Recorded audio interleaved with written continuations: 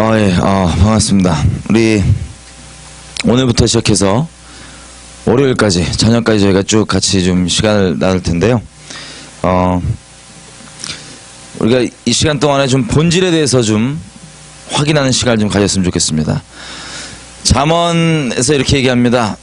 묵시가 없으면 백성이 방자에 행한다고 얘기합니다. 다시 얘기하면 비전이 없으면, 계시가 없으면, 하나님의 부르심이 무엇인지를 확실히 알지 못하면 방황할 수밖에 없다고 얘기합니다. 좌우로 치울 수밖에 없다고 성경이 얘기합니다.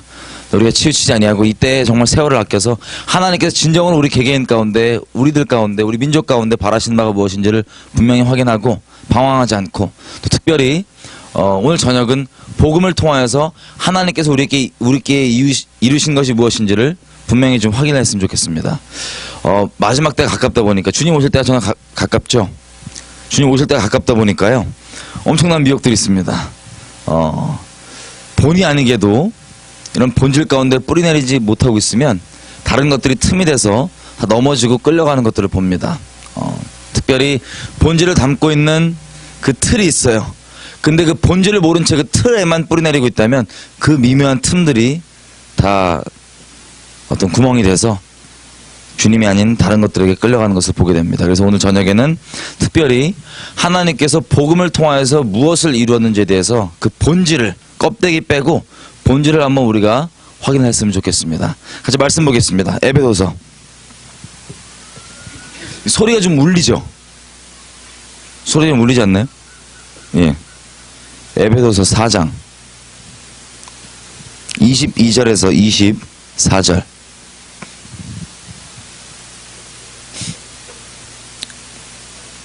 에베소서 4장 22절에서 24절.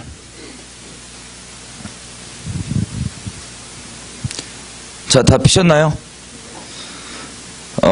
다 같이 한 목소리로 22절에서 24절까지 같이 읽겠습니다. 시작.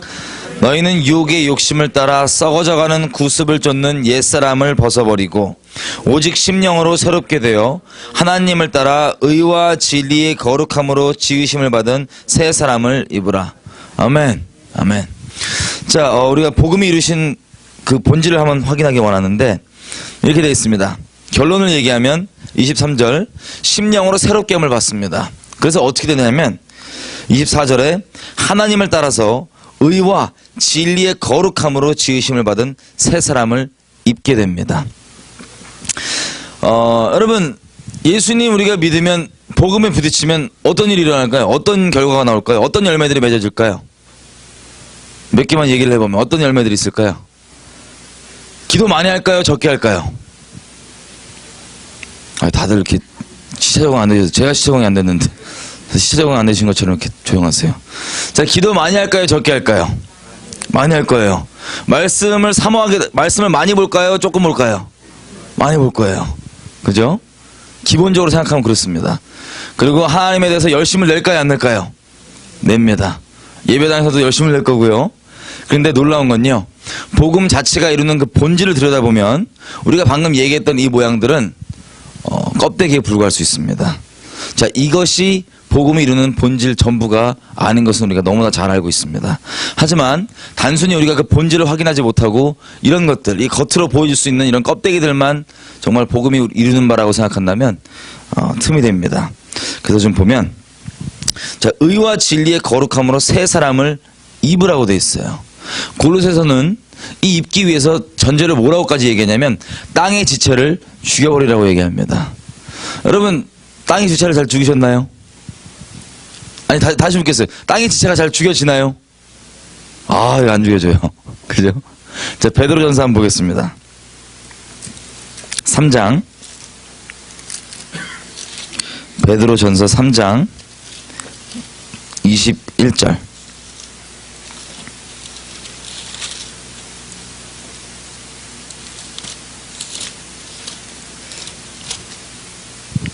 자, 이걸 읽기 전에 나누면, 보통 이제 정말 주님을 사모하고 갈망하면 어떤 상황 가운데 이제 봉착되어 있냐면 자아 죽이기에 이제 들어갑니다. 자아 죽이기. 자아 죽이기를 한 번이라도 시도해 보신 분? 자아 죽이기.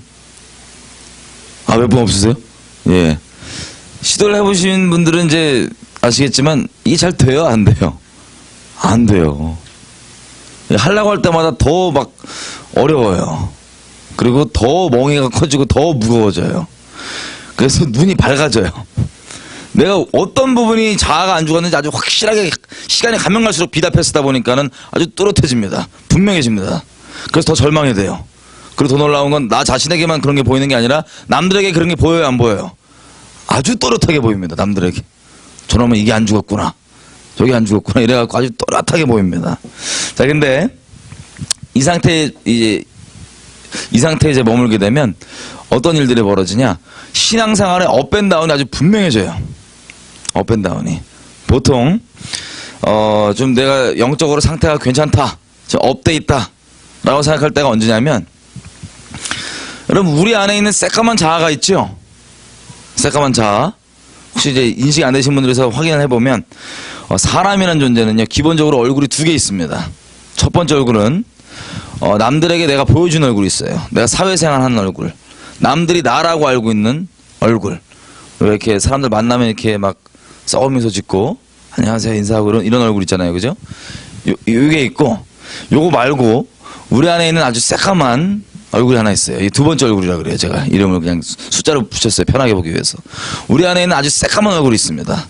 내가 일부러 난 나쁘게 마음 먹어야지라고 결심한 적도 없는데 어떤 상황에 처했든 간에 내 안에 있는 요 새까만 얼굴, 이게 자아인데 얘가 자동적으로 이 떠올리는 생각이 좋아요, 나빠요? 나빠요. 예를 들면 이제 이 자매들끼리 놀고 있으면, 자매들끼리 놀다가 이제 제가 자매면 옆에 우리 베스트 프렌드가 있어요, 제 친구. 다 자매예요. 근데 지나가는 남자애가 나한테는 아무 얘기도 안 하는데 내 절친, 내 베스트 프렌드한테 야, 너 요즘 되게 이뻐졌다라 그랬어요. 그럼 이런 얘기 딱 들으면 자동적으로 내 마음에서 드는 마음이 어떤 걸까요? 아, 속에서 막 할렐루야, 내 친구가 칭찬받았다, 너무 기뻐요, 주여 감사해요, 이런 마음이 들어요? 아니면 이런 마음이 이렇게 막 이렇게 한번 털어야 되는 이런 마음이 들어요? 자동적으로 드는 마음이 막 시기와 질투와 막 이런 게 들죠. 남자들도 마찬가지예요. 요즘에 여자분들이 하도 이제 옷을 못 벗고 생겨서 안달인데, 막 못 벗어서 안달이에요, 옷차림을. 근데 거의 못 벗어서 안달인 자매가 지나가는 걸 남자애들 봤어요. 그러면 그 남자들의 속마음에서 드는 자동적인 생각이 할렐루야, 주여 저 자매를 축복해 주십시오, 감사합니다, 이런 마음이 들까요? 아니면 이런 마음이 들까요? 이런 마음이 듭니다. 일부러 그런 게 아니라 자동적으로 어떤 상황에 처했던 간에 우리는 이 자아라는 놈이, 우리 두 번째 얼굴이 드는 이 마음, 이 생각, 이게 너무나 악하고 교만하고 음란하고 이기적이고 사악합니다. 이게 답이 안 나와요. 여러분 우리 안에 이 새까만 얼굴 다 있으시죠? 이게 우리가 흔히 얘기하는 자아입니다. 자, 이게 우리 실체인데 이게 곧 죄라고 하는 겁니다, 이 자아가. 근데 자아가 이게 주님을 따라가려고 그러면 빛 가운데 있다 보니까 너무 확 조명이 돼요. 근데 이걸 죽이려고 해도 이게 안 죽여지는 거예요. 그래서 이 업앤다운이 어떻게 되냐? 내가 영적으로 상태 좋다고 생각할 때는 흔히 어떤 상태냐면, 내 안에 있는 자아가 며칠 잠잠했어요. 얘가 무슨 얘기 안 했어요, 며칠 동안. 그러면 영적 상태가 좋은 줄 생각해요. 그리고 막 기도해 주려고 그러고, 와보라고, 나 요즘 기분 상큼하다고 와보라고. 그럼 뭔가 이제 될 것 같고, 막 기도하면 될 것 같고, 막. 영적 상태가 좋다고 생각하는 게 뭐에 근거하냐면 하나님의 하나님 되심이 아니라 그냥 내가 자아가 몇 마디 했냐 안 했냐, 잠잠했냐 안 했냐. 좀 잠잠했으면 괜찮을 줄 아는 거예요. 여러분 자아가 잠잠했다는 얘기는 다시 얘기하면 여러분 우리의 새까만 얼굴 있죠, 이 두 번째 얼굴. 얘는 존재가 쉽게 얘기하면 영적 주인이 사탄이에요. 우리 자아가 사탄은 아니지만 사탄과 하는 짓이 똑같아요. 그 주인이 사탄이기 때문에. 얘가 속에서 하는 말 좋아요, 나빠요? 아주 끔찍합니다. 그냥 진리가 아니라 생 거짓말들, 마귀의 성품 똑같아요. 보통 사람들이 이제 하나님 음성 들을 때 무슨 법칙들이 있으시더라고요, 제가 보니까. 어떻게 듣냐 물어봤더니 뭐 음성을 하나님께 들으려고 그러면 뭐 세 가지가 있대요, 기본적으로. 하나님의 음성이 있고, 자아의 음성이 있고, 사탄의 음성이 있대요. 참 복잡하게 사시더라고요. 저는 그냥 심플하게 어떻게 하냐면, 이게 절대적인 건 아닌데 제 팁을 잠깐 나눠드리자면, 저는 하나님께 뭐 기도하거나 음성을 구할 때 하나님의 진리가 아니면 내 자아건 뭐 마귀건 구분을 안 둬요. 그냥 똑같다고 쳐요, 그냥. 어차피 나는 자아는 내가 마귀는 아니지만 그 똑같아. 그게 종이기 때문에 별로 답이 안 나와요. 그래서 이렇게 하는데, 자, 이 새까만 존재, 이게 좀 잠잠했으면 상태가 좋다고 생각합니다, 우리가. 근데 반대로 우리가 이렇게 상태 좋은 것 같다가도 또 다운이 확 돼요, 신앙적으로. 난 아직 멀었다. 자아가 덜 죽었다. 언제 그렇게 다운됩니까? 요 자아가 예전과 똑같이 몇 마디, 아니면 예전과 똑같은 악독한 생각을 딱 이렇게 떠올리게 한 거예요. 그러면 잘 나가다가 갑자기 나 아직 멀었구나. 나 덜 죽었다. 야. 이거 어떡하냐 이거. 막 죽여야 돼. 내가 덜 죽었어. 죽어야 돼. 막 이렇게 되고 또 다운되고 막. 여러분 이게 혹시 이런 상태를 좀 아시는 분 있으신가요? 본인 체험하셨거나 이런 상태가 있으시다면 주님께서 복음을 통해 완성하신 바를 이루기 직전 상태입니다. 그런데 그 상태가 가장 주님께 멀어져 있는 상태예요. 그 상태가 가장 종교적이고 가장 교만하고 가장 어두운 상태입니다. 마치 새벽에 해 뜨기 직전에 가장 어둡잖아요. 마찬가지예요. 주님을 갈망하는 마음은 있는 게 사실인데 복음을 이루신 바에 그 참여하기 아주 직전 상태. 자, 허드슨 테일러 혹시 아세요? 중국 내륙으로 선교를 갔던 선교사님이시죠, 예전에. 자, 허드슨 테일러가 평생을 이 고민을 하고 갈등했던 게 있어요. 그게 뭐냐면 자기가 선교사고 주님을 사랑하는 마음은 실제고 내 중심이 진짜인데, 아니 내 자신이 어떻게 답이 안 나오는 거예요. 이 새까만 게 이게. 이걸 어떻게 해야 되냐. 한참 갈등하다가 결국에 인생 말년쯤에 주님께서 복음의 비밀을 깨닫게 하신 게 있습니다. 그걸 오늘 우리가 지금 나누려고 하는 거예요. 아, 나는 주님께 접붙여져 있구나. 이미 주님께서 완성하셨구나. 에 대한 비밀이었습니다. 자, 베드로전서 3장 21절 다 같이 한번 읽어보겠습니다. 다 피셨나요?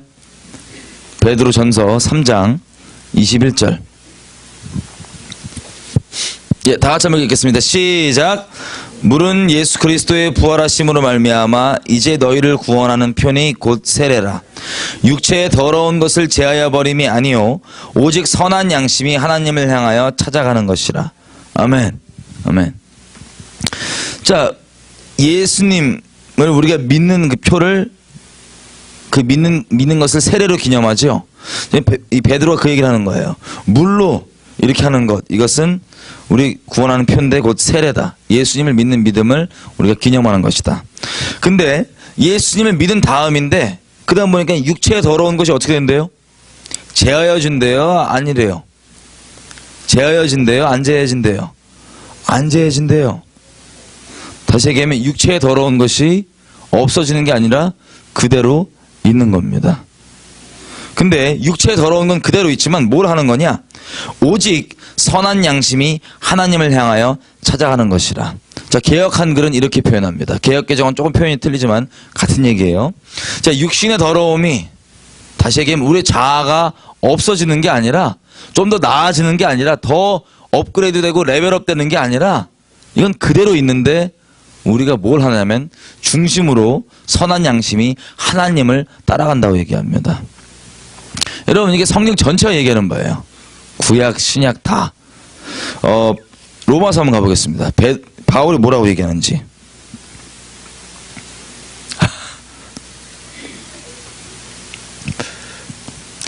자, 로마서 6장에 보면 이게 우리가 얘기했던 예수님 믿는 것, 그 세례에 대한 내용입니다. 6장 3절, 로마서 6장 3절 다 같이 한번 읽어보겠습니다. 시작. 무릇 그리스도 예수 합하여 세례를 받는 우리는 그의 죽으심과 합하여 세례받은 줄을 알지 못하느뇨. 아멘. 자, 우리가 예수님을 믿는다는 얘기는 예수님이 십자가에서 날 위해 죽어주신 그 죽음을 내 것으로 믿는다는 겁니다. 그래서 죽음에 내가 참여했다. 그것이 내 것이다를 기념하는 것이 바로 세례입니다. 자, 5절 또 읽어보겠습니다. 시작. 만일 우리가 그의 죽으심을 본받아 연합한 자가 되었으면 또한 그의 부활을 본받아 연합한 자가 되리라. 아멘. 자, 죽음을 실제로 내 믿음으로 받아들이고 그게 실제가 됐다면 예수님의 부활에도 참여한다고 되어 있습니다. 근데 이것은 어떻게 하는 거냐면 10절 다 같이 읽어보겠습니다. 시작. 그의 죽으심은 죄에 대하여 단번에 죽으심이요 그의 살으심은 하나님께 대하여 살으심이니. 11절 이와 같이 너희도 너희 자신을 죄에 대하여서는 죽은 자요 그리스도 예수 안에서 하나님을 대하여서는 산 자로 여길지어다. 여러분 여긴다는 게 뭐죠? 이걸 쉽게 표현하면 그렇게 친다는 거예요. 예를 들면 야, 보니까 이게 아닌데 그래 그렇게 쳐줄게. 그렇게 친다는 거예요. 그렇게 여긴다는 거예요. 이렇게 되어 있습니다. 10절에 보니까 우리 자아를 죽일 때 점점점 죽이려고 그러잖아요. 그리고 자꾸 이게 뭐 점점 안 개선이 되니까 얘가 좀 이렇게 나아짐이 없으니까 우리가 괴로워하고 그러는데 놀랍게 10절 보니까 이게 이 자아가 죽는 게 힌트가 점점점 죽는 게 아니라 어떻게 죽는다고요? 단번에 죽는데요. 단번에 죽습니다. 그래서 단번에 죽음에 참여했으면 그 다음에 그것을 죽은 것으로 여기는 겁니다. 죽은 것으로 치는 겁니다. 점점점 죽지 않아요. 자, 내가 자아 죽이려고 노력하고 있는 분들이 혹시 계시다면 잘 들어보십시오. 우리가 속고 있는 거예요. 마귀한테 속고 있는 거예요. 주님께서 이미 다 끝내신 거를 속고 거기에 매여 있는 거예요. 참 안타까운 거죠. 그리고 얘가 점점점 나아질 거라고 하는 있을 수도 없고 있지도 않을 허상을 쫓고 있는 겁니다. 여러분 우리 자아는 나아지지 않아요. 자아는 더 개발되지 않아요. 자아가 조금이라도 눈꼽만큼이라도 더 선해질 수 있냐? 불가능한 일이에요. 선해지지 않아요. 그냥 자아는 주님께서 골로새서 아까 말씀드렸지만 그냥 답이 안 나오셔갖고 이놈은 죽여야 된다라고 결정 내리신 거예요. 사형성을 내리셨다고. 얘는 십자가 심판 끝. 얘는 살려서 개발할 게 아니라 얘는 죽여야 될 놈. 이게 바로 자아에 대한 하나님의 선고입니다. 근데 그거에 대해서 점점점 개발하고 점점점 죽어가는 게 아니라 그냥 단번에 죽음에 참여하는 거예요. 그러면 어떻게 되냐면 자 이렇게 돼 있습니다. 13절 이렇게 돼 13절 내용이 뭐냐면 예전에는 그 단번에 죽음에 참여하기 전에는 너희가 죄의 종이었고 쭉 이어서 보면 어떤 얘기냐면 죄의 종이었기 때문에 사망의 부끄러운 열매를 맺었지만 너희가 단번에 그 죽음에 참여했기 때문에 너희가 이제는 의의 병기로 주님 앞에 선다라고 되어 있습니다. 여러분 이 얘기를 다시 얘기하면 자아가 소멸되지 않지만 이게 자꾸 우리가 오해하는 부분이에요. 소멸되지 않지만 열매는 죄의 열매를 맺어요? 아니면 의의 열매를 맺어요? 의의 열매를 맺는다는 거예요. 이게 엄청 중요한 겁니다. 자, 이게 바울이 얘기하는 세례, 예수님과 함께 죽음을 기념하는 것을 정리하는 것입니다. 어떤 믿음인지에 대해서. 근데 이 예수님과 함께 죽은 믿음 다음에 7장을 보면요. 이렇게 얘기해요, 바울이. 7장 21절에서 23절인데 제가 읽겠습니다. 눈으로 한번 따라와 주십시오. 이 그리스도와 함께 죽는 이 실제 믿음을 얘기한 다음 7장에 뭐라고 얘기하냐면 그러므로 내가 한 법을 깨달았노니 곧 선을 행하기 원하는 나에게 악이 함께 있는 것이로다. 내 속사람으로는 하나님의 법을 즐거워하지만 내 지체 속에 다른 한 법이 내 마음의 법과 싸워 내 지체 속에 있는 죄의 법 아래로 나를 사로잡아 오는 것을 보는도다. 자, 이걸 또 뭐라고 얘기하냐면 이렇게 얘기합니다. 19절 내가 원하는 바 선은 하지 아니하고 도리어 원치 않은 바 악은 행하는데 만일 내가 원치 않은 그 악을 행하면 이를 행하는 자가 내게 아니고 내 속에 거하는 죄인이니라. 아멘. 자, 이게 바울이 뭐라고 얘기하는 거냐면 이렇게 얘기하는 거예요. 우리 자아 있죠? 죄를 행하기 원하고 죄를 갈망하는 이 자아, 얘가 곧 죄란 소리예요. 얘가 곧 죄인데 이게 사라지지 않고 그대로 있는 겁니다. 그대로.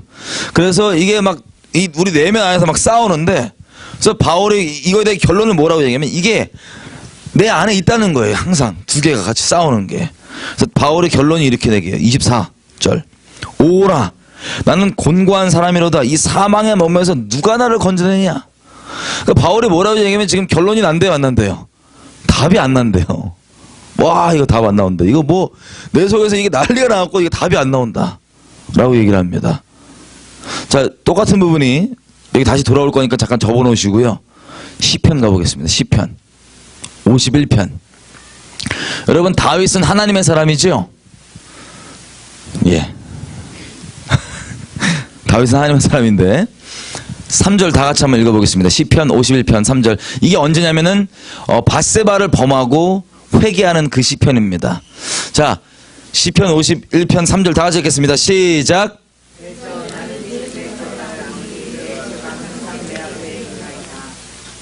자, 다윗이 얘기하는데, 하나님의 사람이 얘기하는데, 죄가 언제 자기 앞에 있대요? 항상 있대요. 항상. 여러분, 오해하지 말으셔야 됩니다.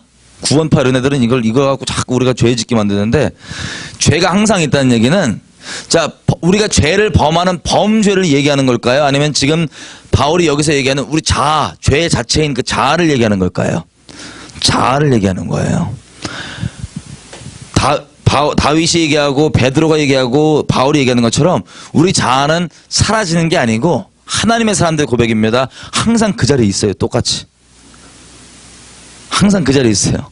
근데 오해하지 말으셔야 될 건 그 죄를 범하는 건 아니에요. 자, 죄가 항상 내 앞에 있지만 바울이 뭐라고 고백하느냐? 승리의 고백을 한번 들어보겠습니다. 로마서 7장 다시 와보십시오. 7장 25절 제가 읽겠습니다. 24절에는 나는 답이 안 나온다. 이거 어떻게 하면 좋겠냐라고 얘기해놓고 25절에 뭐라고 얘기하냐? 우리 주 예수 그리스도 때문에 나는 하나님께 감사합니다. 왜? 그 감사하는 이유가 8장에 쭉 나오는데 8장 1절. 자, 혹시 여러분들 중에 킹제임스 성경 있으신 분? 예, 8장 1절 아주 큰 목소리로 세게 읽어주십시오. 시작. There is therefore now no condemnation to them which are in Christ Jesus, who walk not after the flesh, but after the Spirit. 자, 마지막 문구 보니까는 우리가 보는 성경에 없는 내용이 있죠? 우리가 보는 내용은 이거예요. 그러므로 이제 그리스도 예수 안에 있는 자에게는 결코 정죄함이 없다만 나와 있어요. 근데 킹제임스 버전은 뭐라고 나와 있냐면, 왜 정죄할 수 없냐면 우리가 더 이상 육신을 쫓지 않고 성령을 쫓아 행하기 때문이다 라고 얘기해요. 자, 아무리 그 부분이 누락됐어도 상관없습니다. 결국에 맥락상 8장 이 초반부 전체 내용이 그걸 얘기하는데 4절에 또 그 똑같은 내용이 나와 있습니다. 왜 정죄함이 없냐면 4절, 우리가 육신을 쫓지 않고 그 성령을 쫓아 행하는 우리에게 율법의 요구가 이루어져 있기 때문에 라고 얘기합니다. 자, 이해가 되세요? 자, 우리가 왜 정죄함이 없냐면 구원파들은 뭐라고 얘기하냐면 이런 식으로 얘기해요. 어차피 이거 안 없어지니까, 성령 말 안 없어지잖아. 그래서 네가 주님을 쫓아라. 아니면 마음껏 죄 져도 된다. 마음껏 죄 져도 된다. 회개할 필요 없다. 이렇게 죄를 추구하게 만들어요. 근데 성경은 그렇게 얘기하지 않습니다. 뭐라고 얘기하냐면 육신을 따르지 않고 진리이신 성령을 쫓아 행하기 때문에 그 사람에게는 율법의 요구가 이루어져 있다라고 얘기합니다. 그래서 6장에는 뭐라고 얘기하냐면 너희가 더 이상 죄의 종이 아니고, 그래서 사망의 열매를 맺는 게 아니고 의의 종으로서 의의 열매를 맺느니라 라고 얘기합니다. 자, 이게 뭐냐면 갈라디아서 2장 20절이에요. 우리가 흔히 복음의 이 한마디로 추리면, 복음이 이루는 말을 한마디로 추리면 뭐라고 얘기하냐면 갈라디아서 2장 20절인데 다 같이 한번 읽어보겠습니다.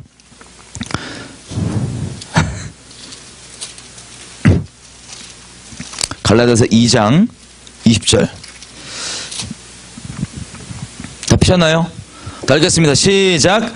내가 그리스도와 함께 십자가에 못 박혔나니 그런즉 이제는 내가 산 것이 아니요 오직 내 안에 그리스도께서 사신 것이라. 이제 내가 육체 가운데 사는 것은 나를 사랑하사 나를 위하여 자기 몸을 버리신 하나님의 아들을 믿는 믿음 안에서 사는 것이라. 아멘. 아멘. 자, 그리스도와 함께 뭐 했대요? 십자가에 못 박혔대. 이게 무슨 뜻이에요? 이게 대체 무슨 뜻이에요? 우리가 얘기는 하지만 정확한 개념이 아주 없습니다. 많이. 자, 그리스도와 함께 십자가에 못 박혔는데, 그래서 내가 사는 게 어떻게 사는 거래요? 이제 나는 사는데 예수님을, 진리이신 예수님을 믿는 믿음으로만 산대요. 하나님의 복음에는 하나님의 의가 나타나서 우리로 하여금 믿음에서 믿음에 이르게 하는 의인으로 살게 한다고 얘기합니다. 믿음에서 믿음에 이르게 하는 의인. 자, 이 어떤 뜻인지 정리를 한번 해보겠습니다.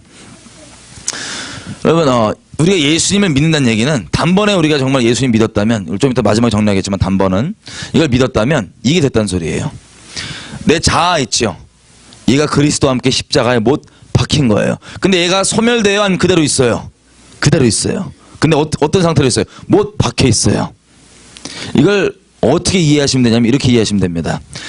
예전에는, 예수님 믿기 전에는 내 자아가 느끼는 바, 내 자아가 내 내면에서 말하는 바, 내 자아가는 모든 것들에 나는 벗어날 수가 없었고 벗어날 거에 대해 상상도 못 해봤고 난 그냥 그 종이었어요. 예를 들면 우리 교회에서 누굴 만났어요. 집사님들끼리 만나고 교제하다가 이제 누가 나를 이렇게 내가 이렇게 마음에 걸리는 소리를 한 거야. 그럼 기분이 나빠. 근데 내 자아가 팍 느끼기에 확 짜증 났어요. 근데 티를 안 내. 겉으로는 막 첫 번째 얼굴 가면 쓰고 막 아유 안녕하세요 뭐 아유 그래요 하는데 속으로는 이미 승질 났어 지금. 이래갖고 딱 가갖고 뒤에 가서 혼자 또 막 없을 때 막 얘기하는 거야 막. 막 이랬다고 저랬다고. 이게 뭐냐면 자아가 느끼는 바, 자아가 내면에서 내게 말하는 바에 그냥 무조건 아멘만 했었기 때문에 그래요. 그 종이었다고요. 질질 끌어당겼다고요.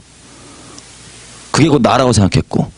근데 주님께서 뭘 이루셨냐면 이 자아가 십자가에 못 박혀 있어요. 이걸 다르게 얘기하면 더 이상 내 주인이 아니에요. 옛날에는 주인이었는데 난 거기서 벗어나게 된 거예요. 그래서 누가 주인이냐면 예수님이 주인입니다. 영적으로 얘기하자면 성령께서 내 주인 자리에 옛날에는 자아가 있었고 나는 걔 철저한 종으로 내가 하나라고 생각했단 말이에요.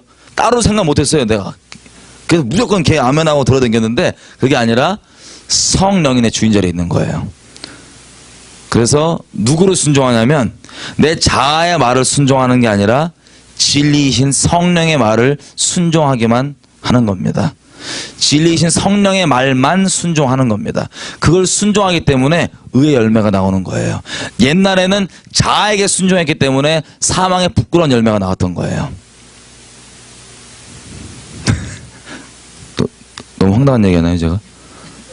다들 이렇게 황당하게 생각하시는 것 같았어. 자 그러면 보세요. 우리가 주님을 따르고 아까 지금 바울, 베드로, 다윗 이 사람들이 주님을 따르는 사람들인데 이들이 그래서 얘기하는 게 이거예요.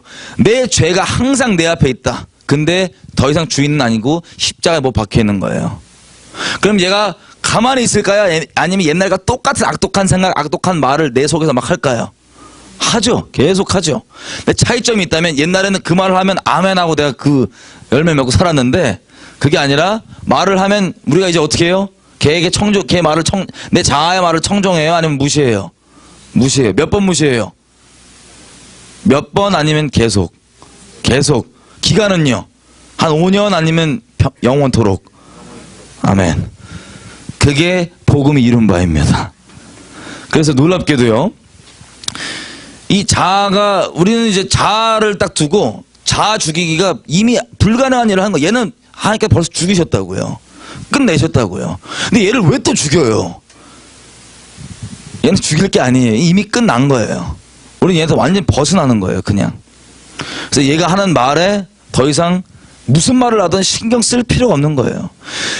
이게 벗어나지 못하고 속는 게 제가 아까 말씀드렸던 것처럼 얘가 뭐라고 얘기하면 나 아직 멀었다. 나 죽어야지. 덜 죽어갖고 나 언제 죽냐 이러고 다니는 거야. 이미 끝난 건데. 그리고 얘가 잠잠하면 내가 상태 좋은 줄 알고 완전 속고 그냥 질질 끌어당기는 거야. 아직도 자. 십자가 못 박혀갖고 옛날처럼 명령하니까 나는 그거 익숙해져갖고 걔한테 계속 아멘하고 당기는 거예요. 근데 이거를 좀 더 구체적으로 좀 풀어보겠습니다. 여러분 사람은요, 모든 사람은요 평생 동안에 영의 음성만 듣고 살아요.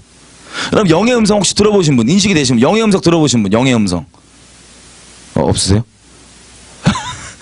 자, 여러분들 인식만 못하셨을 뿐이지 사람은 예수를 믿던 안 믿던 상관없이 평생 영의 음성만 듣고 삽니다. 오직 영의 음성을 들으며 오직 믿음으로만 살아요. 모든 사람은.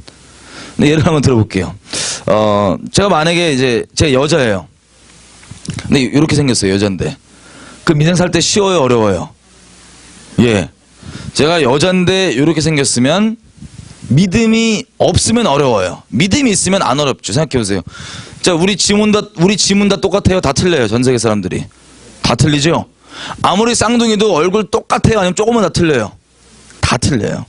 왜 그러냐면 저와 여러분은요, 여러분이라는 존재는 영원한 시간대 가운데서 다른 비교 대상이 없어요.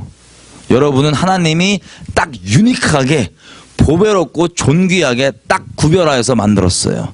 다른 비교 대상이 없다고요. 그래서 다 틀린 거예요. 지문과 생긴 게. 보배롭고 존귀하기 때문에. 생각해보세요. 우리가 영원한 시간대를 사는데 딱 보니까는 나 말고 똑같은 놈이 또 있어. 그러면 기분 상큼해요? 아니면 애매해요? 기분 짜증날 거 아니에요. 그죠? 주님께서 우리를 보배롭고 존귀하게 아주 구별되게 유니크하게 만드시느라고 생긴 거 다 틀리고 짐은 다 틀립니다. 너무 놀라운 하나님의 이 창조의 섭리고 어마어마한 사랑이고 어마어마한 우리를 향한 존경이십니다. 근데 보세요. 우리 주님이 또 실수하세요, 안 하세요? 실수 안 하시는 분이시죠? 확실하시죠? 우리 주님이 막 그 사람 만들 때 막 100억 명째 만드니까 너무 많아갖고 우리 100억 명째 누굴 똑같은 거 만든다 쳐봐요. 예를 들어서. 그러면 만들다가 지겨워갖고 막 저한테 야 실수로 졸아갖고 막 눈 위에 붙이고 막 이래갖고 눈이 제가 이렇게 삐뚤삐뚤하고 이런 거겠어요? 아니면 주님께서 아주 유니크하게 만드시려고 요 배치를 이렇게 하신 거겠어요? 유니크하게 하시려고 그런 거겠죠? 주님 그리고 저를 만드신 다음에 심히 보기 좋으셨을 거 아니에요? 그러면 저는 잘생긴 거예요? 아니에요? 그 동의가 안 되시면 회개하시면 되는 거예요. 예. 이게 뭐 진리에 동의가 안 되셔서 그런 거예요. 자, 우리 주님께서 저뿐만 아니라 여러분들도 만드실 때 가장 아름답고 잘생기고 보배롭게 만드셨습니다. 아멘이시죠? 이게 어떻게만 가능하냐면 하나님을 믿는 믿음으로만 가능해요. 물론 우리 세상 기준을 따지면 이게 안 맞죠. 배치가 좀 안 맞는데 그건 세상 기준이고 오직 영원하시고 참 주인이신 하나님 기준으로 보면 제가 이렇게 생긴 자매라도 우울할까요? 아니면 신날까요? 신나요. 이 승리는요 오직 믿음으로만 옵니다. 내가 이 세상 기준 맞춰갖고 지금 이 생긴 게 이래갖고 우울해갖고 이 세상 기준에 맞춰서 몇 개 찝고 막 했다. 비율 좀 세웠다. 그러면 잠깐 임시방편으로 잠깐 승리가 오는 것 같지만 가짜 승리예요. 승리가 아니에요. 시간 지나면 또 똑같아요. 그래서 상황이 바뀌어서 환경이 바뀌어서 우리에게 승리가 오는 게 아니라 오직 하나님을 믿는 믿음으로만 우리에게 승리가 주어집니다. 그래서 믿음이 다 좌우하는 거예요. 그런데 보세요. 제가 이렇게 생긴 자매인데 믿음이 없다 그러면 그때 문제가 되죠. 왜냐하면 이 하나님 안 믿는 이 지옥 자식들이 오직 저를 외모로만 판단할 거예요. 근데 그 사람이 그렇게 저를 판단하고 안 하건 상관없어요. 내가 하나님의 종이라면 하나님 눈치만 보고 사니까. 그런데 나는 그 사람들 눈치 보고 사는 세상의 종이기 때문에 그래서 문제가 되는 거예요. 자, 저는 이렇게 이제 이렇게 생긴 자매인데 제 친구 여자애가 있다고 쳐봐요. 근데 저는 무서워서 칼을 못 대고 있는데 자연산인데 이 친구는 인조인간이에요. 공장 들어갔다 나와갖고 막 칠 거 다 치고 막 이거 완전 난도질 해갖고 바벨론 비율을 딱딱딱 맞췄어요. 근데 둘이 친구예요. 자연산과 인조인간. 같이 친구니까 돌아다닐 거 아니에요. 돌아다니다가 남자애들 만났어요. 그랬더니 이 지옥 자식들이 저한테는 관심이 없어요. 저는 그냥 투명인간이에요. 신경도 안 쓰고 저의 임재를 짜증내하고 그러면서도 제 그 인조인간 친구한테는 관심이 많은 거예요. 막 번호 따고 뭐하고 막. 그러면 여러분들이 만약에 저라면 기분이 상큼하세요? 아니면 우울하세요? 기분이 상큼하지 않아요. 그죠? 성격이 연약하면 이것 때문에 막 우울증 걸리고 막 집에서 안 나오고 막 짜증나고 막 별일 다 벌어질 수 있어요. 성격이 아무리 튼튼해도 한두 번은 몇 번 넘어갈 수 있지만 결론은 똑같아요. 아무리 성격이 튼튼해도. 하여튼 우울하고 막 짜증나고 막 이래요. 자, 이렇게 이 친구와 같이 반복되는 이런 남자들을 만날 때마다 겪었던 반복되는 경험을 통해서 어떤 게 들어오냐면 제 마음 가운데 영의 말이 들어옵니다. 예수님께서요 요한복음 6장 63절에 이렇게 얘기했어요. 내가 니네한테 한 말이 곧 영인데 생명이다. 그걸 원어로 얘기하면 내가 니네한테 하는 말 레마가 니네한테 생명이 된다라고 얘기합니다. 레마가. 자, 이 영의 말은요 이렇게 우리 마음에 들어오는 말. 누가 직접 입으로 얘기했을 수도 있고 입으로 얘기 안 했다 할지라도 결론적으로 내 마음에 들어오는 메시지가 있어요. 이게 영의 말이에요. 이걸 사람들이 다 듣고 살아요. 근데 왜 인식을 다 못하는 줄 아세요? 이 영의 말은 보통 감정에 숨겨져서 들어올 때가 많아요.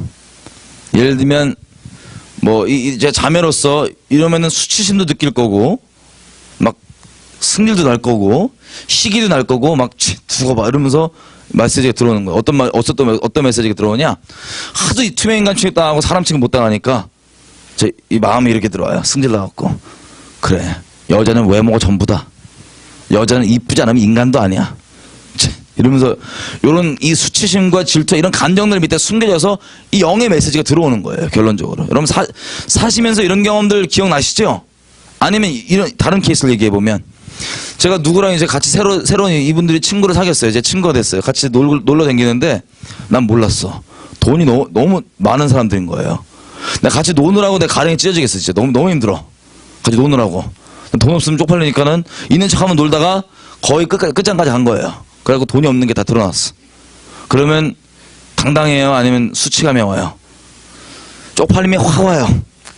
확 오면서 쪽팔림과 동시에 내 마음 가운데 역시 돈을 땡겨야 돼. 돈 없으면 역시 취급 안 받아. 돈 없으면 쪽팔려.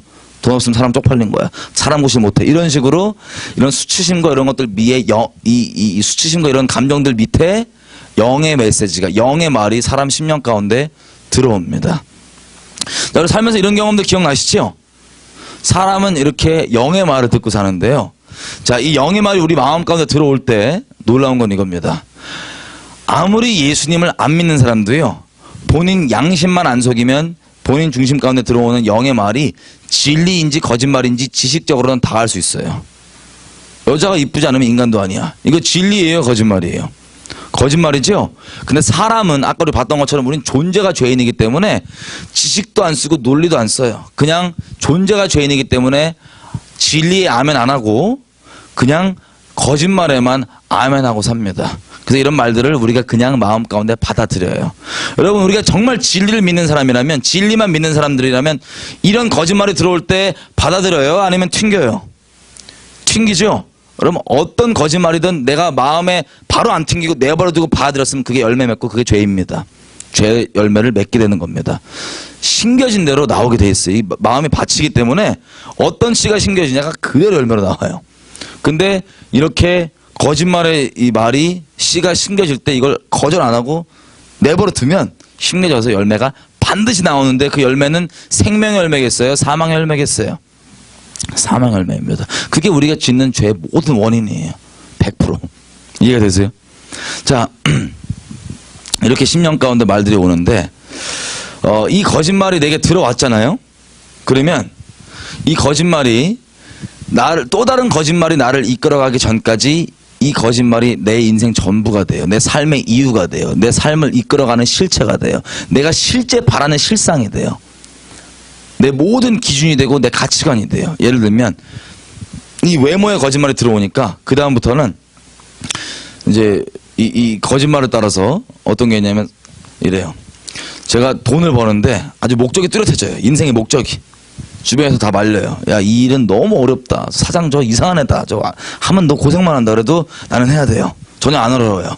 악착같이 일을 해요. 왜? 벌어서 찝으려고.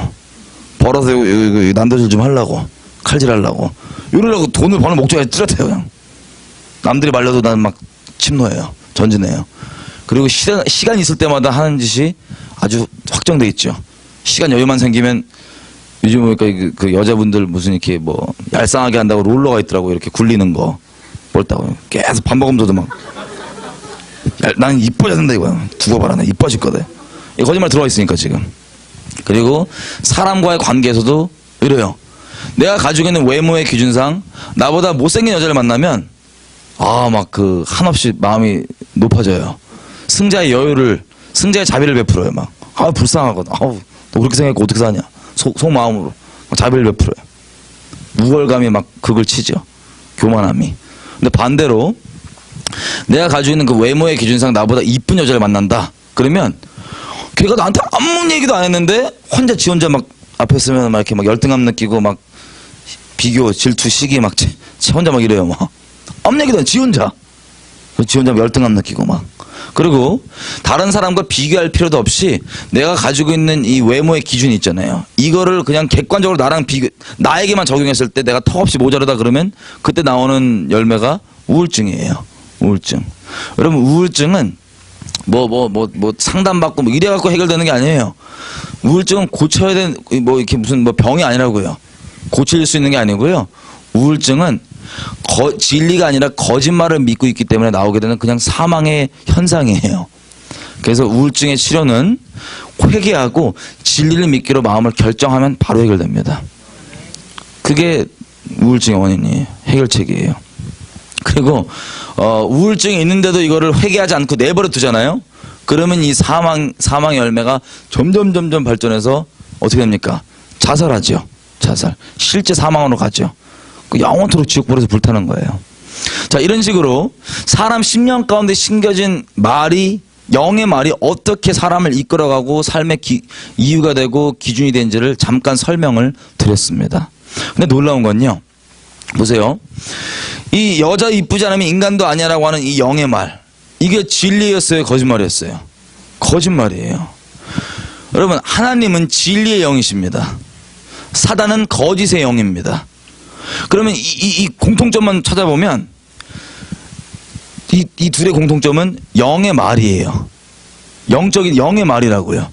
근데 영의 말인데 영의 말 중에 진리는 누구시라고요? 하나님이시고, 영의 말 중에 거짓말은 누구예요? 사단이에요. 자, 에베소서 2장 2절이 얘기하는 것처럼 사람이 예수를 믿기 전까지 다 귀신을 따라 산다고 돼 있는데, 악한 영을, 공중의 권세 잡은 자를 따라 산다고 돼 있는데, 그게 무슨 뜻이냐면 바로 이걸 얘기하는 겁니다. 사람은 본인이 인식 못했어도 믿음이 어떻게 생긴다고 얘기합니까? 성경에서 들으면 생긴다고 돼 있죠. 여러분, 물리적으로 소리도 듣는 게 다 믿음이 돼요? 아니에요. 믿음은 내가 아는 지식이 아니라 나를 실제 움직이는 실체, 내가 실제로 받아서 나를 이끌어가는 실상, 이게 바로 믿음인데, 귀로 듣고 이렇게 물리적으로 듣는 건 그냥 내 지식은 될 수 있어요. 근데 듣는다고 전부 다 믿음이 돼야 안 돼요? 안 돼요. 나를 움직이는 실체가 되는, 나를 움직이는 실상이 되는 믿음은 영으로 듣는 게 다 믿음이 되는 겁니다. 그럼 생각해 보세요. 이 세상 사람들이 각자 또 가치관도 있고 뭐 기준들도 있고 이렇게 있잖아요. 삶의 이유도 있고. 그럼 그것들이 어떻게 된 걸까요? 본인들은 인식 못하지만 영의 음성을 들은 거예요. 사람은 이와 같이 평생 영의 음성만 듣고 삽니다. 인식을 못할 뿐이에요. 근데 예수를 믿기 전까지는 영의 음성 중에서 진리를 믿어요? 거짓말을 믿어요? 거짓말을 믿고 사는 거예요. 그 사망의 부끄러운 열매를 맺으면서 거짓말만 믿고 사는데, 예수를 믿는다는 얘기는 다시 얘기하면 이 말들 중에서 마음을 순결하게 정절을 딱 지키는 거예요. 마음을 딱 결정을 하는 거예요. 순결하게. 무엇에만 내가 귀 기울이기로? 진리에게만 귀 기울이고 결정하는 것. 그래서 믿음에서 믿음에 이르며 사는 것. 이게 바로 복음 이루는 예수를 믿는 새 피조물입니다. 이해되시죠?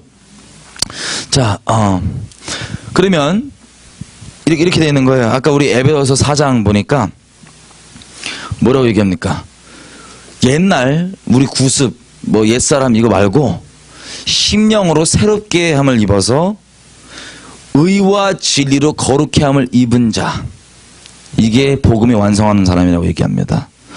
여러분, 다시 얘기하면요, 새 사람이 의와 진리로 새롭게 하심을 입은 자잖아요. 그럼 우리 옛 자아는 다르게 얘기하면 진리로 돼 있겠어요? 거짓말로 돼 있겠어요? 거짓말로. 쉽게 얘기하면 우리는 이 도화지예요. 근데 영적으로 진리가 아니라 거짓말만 색칠하고 받아들이는 도화지라고요. 이게 우리 자아예요. 이게 나란 존재예요. 평생 살면서 들어왔던 거짓말로 구성된 존재가 바로 나입니다. 영적인 거짓말로.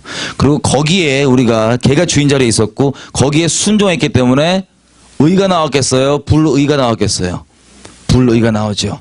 우리 옛 자아는 쉽게 얘기하면 거짓과 불의로 돼 있는 자아고, 근데 이게 아니라 주님께서 의와 진리로만 순종하니까 거기서 나오게 된 열매가 불의겠어요? 의겠어요?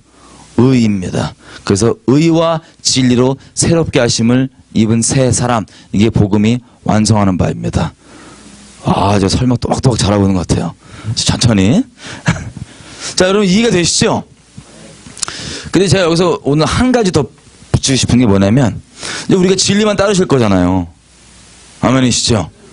여러분, 그냥 우리 선택을 우리에게 맡겨놓으셨기 때문에 내가 거짓말 안 하면 정말로 반드시 사명 열매가 맺어집니다. 콩 심은 데는 팥이 안 나요. 그죠? 팥 심은 데는 콩이 안 나죠. 딱 심은 그대로 거두기 때문에 사망을 심으면 반드시, 거짓말을 심으면 사망의 열매가 나오게 돼 있습니다. 그리고 다른 사람에게도 내가 말로 사망을 심으면 반드시 사망이 나오게 돼 있습니다. 거짓말을 심으면. 그래서 우리가 진리를 따라서 진리의 통로로서 이렇게 살아가는데, 자, 그러면 이제 진리만 따르는데 어떻게 하는 게, 보세요. 진리를 따르는 거에 대해서 또 이제 많은 개념들이 좀 정리가 필요하더라고요. 진리를 따르는 것. 여러분, 진리가 뭐죠? 우리가 뭐를 진리라고 얘기하죠? 예수님이 진리이십니다. 아멘. 근데 좀 더 구체적으로 표현하면 말씀이 진리이죠. 좀 더 구체적으로 표현하면. 그럼 제가 이렇게 묻겠습니다. 변하지 않는 건데 제가 이렇게 물어보겠습니다. 여러분, 성경 있죠, 성경. 이거 오류가 없는, 이걸 뭐라고 표현하면 무오하다 그러죠. 무오. 오류가 없는 하나님의 진리 맞습니까? 성경? 대답을 안 하세요. 자유주의 신학하셨어요? 자, 이게 오류가 없는 하나님의 말씀 맞습니까? 아닙니까? 하나님의 진리 맞습니까? 아닙니까? 와, 제가 깜짝 놀랐던 게 있어요. 자, 이번 집회 동안 계속 나눌 테지만 이 세상에는요, 주님 오실 때가 가까우니까 정말 진리로 바닥 그 본질에 서지 않으면 이 세상이 우리한테 제공하는 프레임들이 있어요. 프레임들이. 초이스를 그 안에서만 해야 돼요. 그러다 보면 완전 주님이 아닌 다른 걸 섬기게 됩니다. 근데 우리는 진리만 딱 붙잡고 보면, 제가 놀랐던 게, 여러분, 제가 방금 여러분께 드린 말씀 있죠? 성경은 오류가 없는 하나님의 진리이냐? 이게 세상에서 하는 말입니다. 이 말 자체가 모순이에요. 이 말 자체가 말이 안 되는 센텐스예요. 왜냐하면 진리는 오류가 있고 없고 하는 게 아니라고요. 진리는. 자, 진리는 팩트가 아닙니다. 제가 이런 얘기는 이제 강의 다니면서 안 하고 싶었어요. 왜냐하면 괜히 덕이 안 될 수 있으니까. 괜히 시험거리가 될 수 있으니까. 근데 이 얘기를 안 했더니요, 이거에 대해서 진리가 뭔지 정리가 안 돼 있으니까 대한민국에는 청년들이 신학대학원 어디 가는 완전 미혹돼갖고 공산주의니 뭐니 미친 이 적그리스도 사상에 빠져버립니다. 다. 진리가 뭔지 모르니까. 자, 제가 예전에 성경을 보다가요, 너무 시험 들은 적이 있었어요. 그게 뭐냐면, 하나님의 말씀에, 이 성경을 보고 있는데, 같이 한번 보죠. 사도행전 7장. 여러분, 이거 중간에 나가시면 안 돼요. 중간에 나가시면 큰일 납니다. 끝까지 있으셔야 됩니다, 오늘은. 중간에 나가시면 큰일 나요. 제가 중간에 나가시면 책임 못 집니다. 사도행전 7장. 끝까지 들으셔야 됩니다, 이거. 사도행전 7장 14절. 다 피셨나요? 사도행전 7장 14절. 다 같이 한번 읽어보겠습니다. 시작!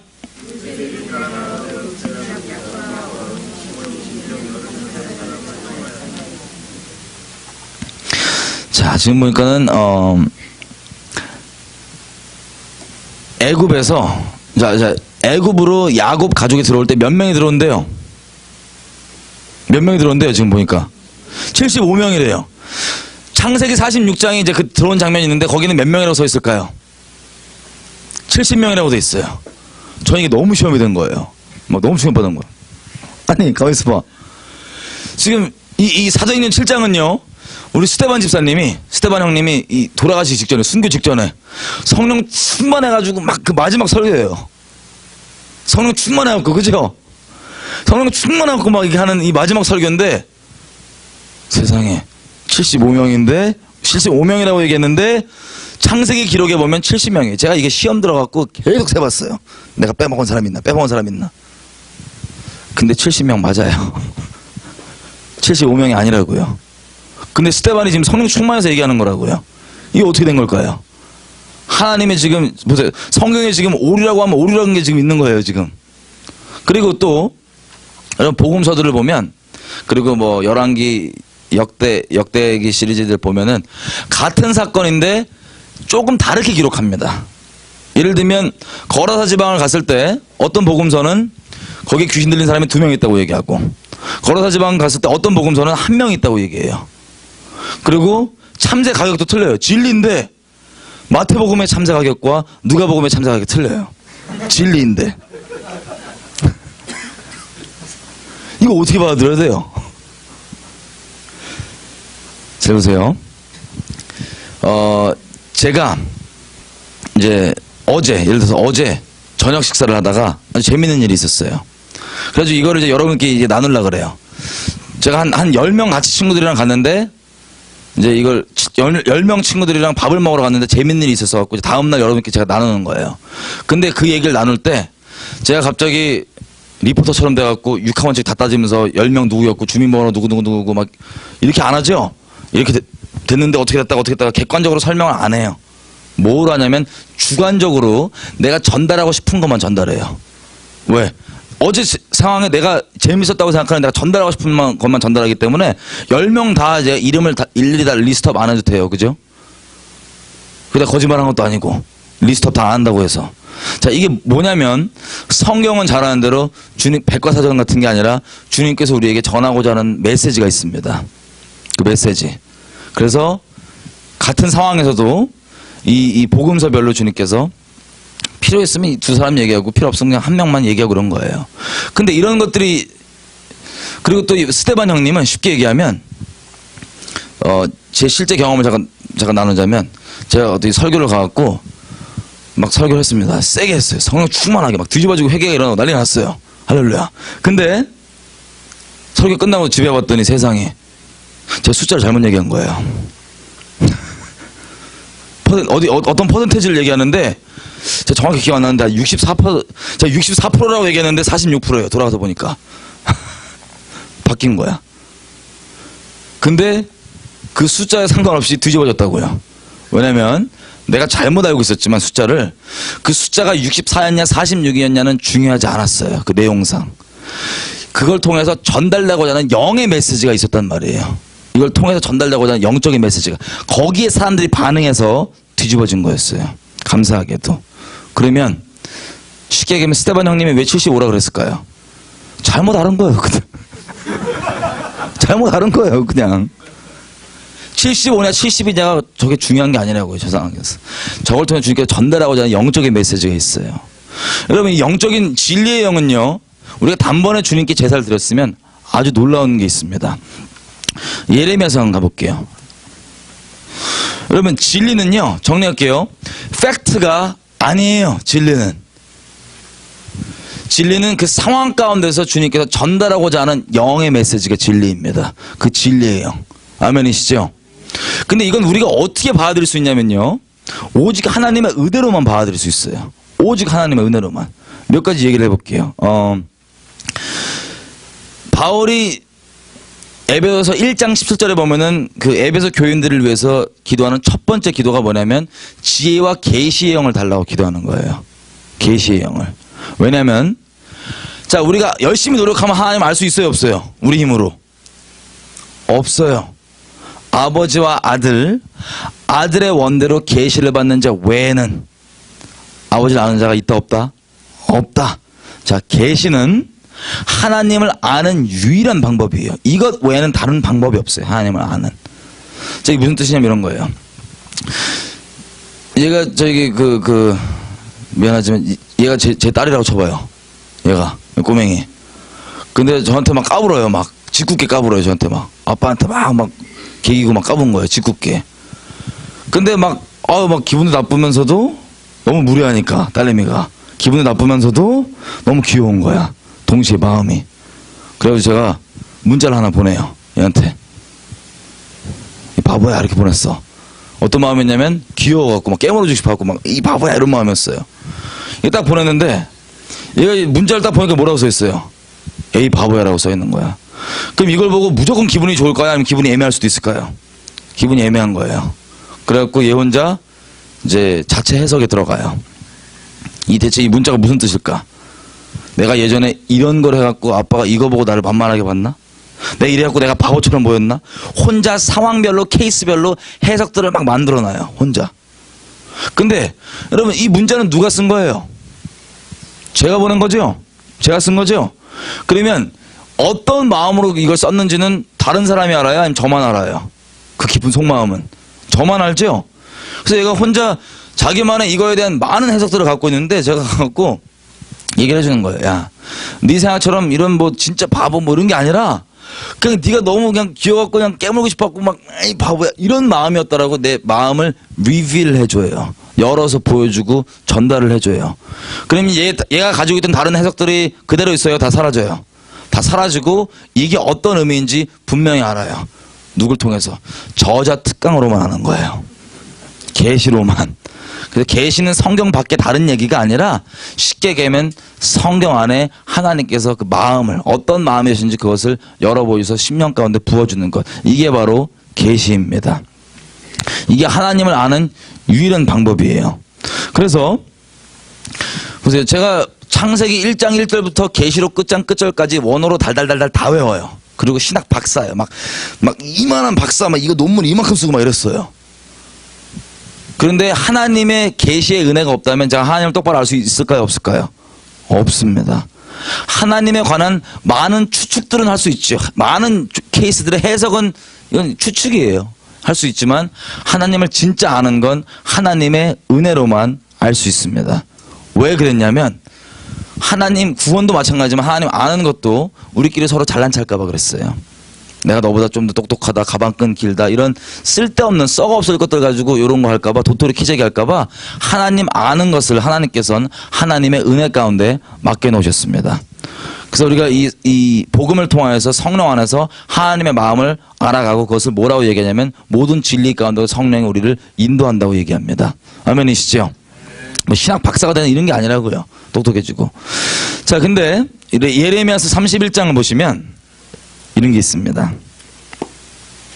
31장 31절.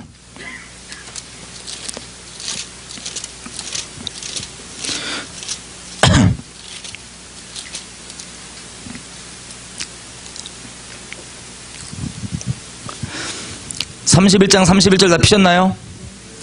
자, 여기 보시면 제가 읽을게요.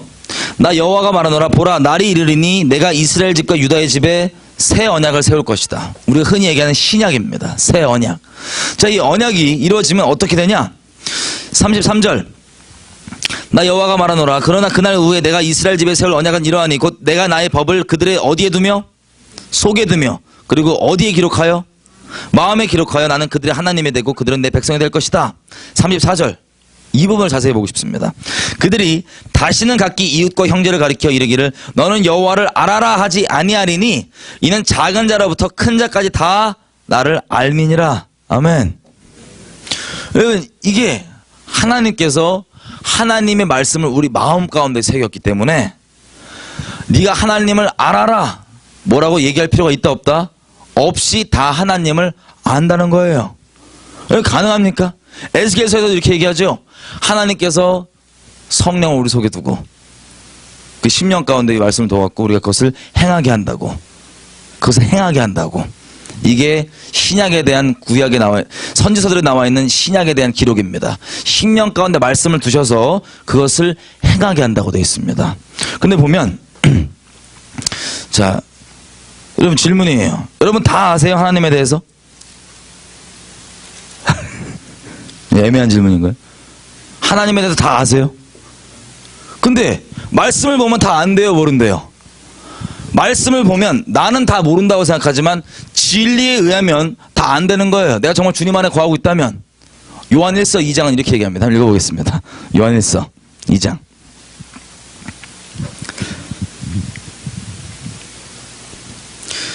자, 20절 다 같이 한번 읽어보세요. 요한일서 2장 20절. 자, 다 피셨나요? 요한일서 2장 20절 시작. 아멘. 자, 여러분들은 다 안 돼요? 모른대요? 다 안 돼요. 이게 이 요한일서에서 요한이 무슨 얘기하는 거냐면 우리가 방금 읽었던 언약에 옛날에 이미 그렇게 기록한 부분을 그렇게 설명해 주는 거예요, 우리한테. 이미 넌 다 알고 있다. 또 뭐라고 얘기하냐면 2장 27절 다 같이 한번 읽겠습니다. 시작.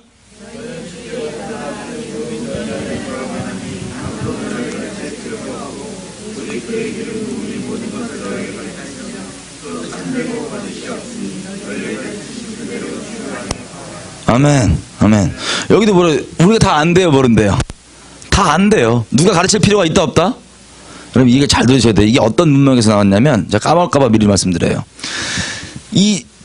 이스라엘은 이미 이스라엘 역사를 보면 얘는 엔드타임을 한번 예편으로 예고편처럼 겪었어요. 그것을 거울 삼아서 우리가 볼 수 있는 거예요. 우리가 제 이번 집회 동안 그걸 쭉 다 풀 거예요. 자, 이미 엔드타임을 이스라엘은 겪었다고요. 한번 맛보기로. 그래서 우리가 그것을 거울 삼아서 지금 보는데 본질적으로 동일한 일들이 마지막 때 일어납니다. 근데 보면 이게 적그리스 세력들 있죠. 예수님을 부인하게 만드는 세력들. 얘네들에 대해서 이 요한이 얘기할 때 이 얘기를 꼭 이 얘기를 하는 거예요. 뭐냐면 자, 적그리스도 세력이 18절 보니까 이렇게 돼 있습니다. 아이들아, 이것이 마지막 때다.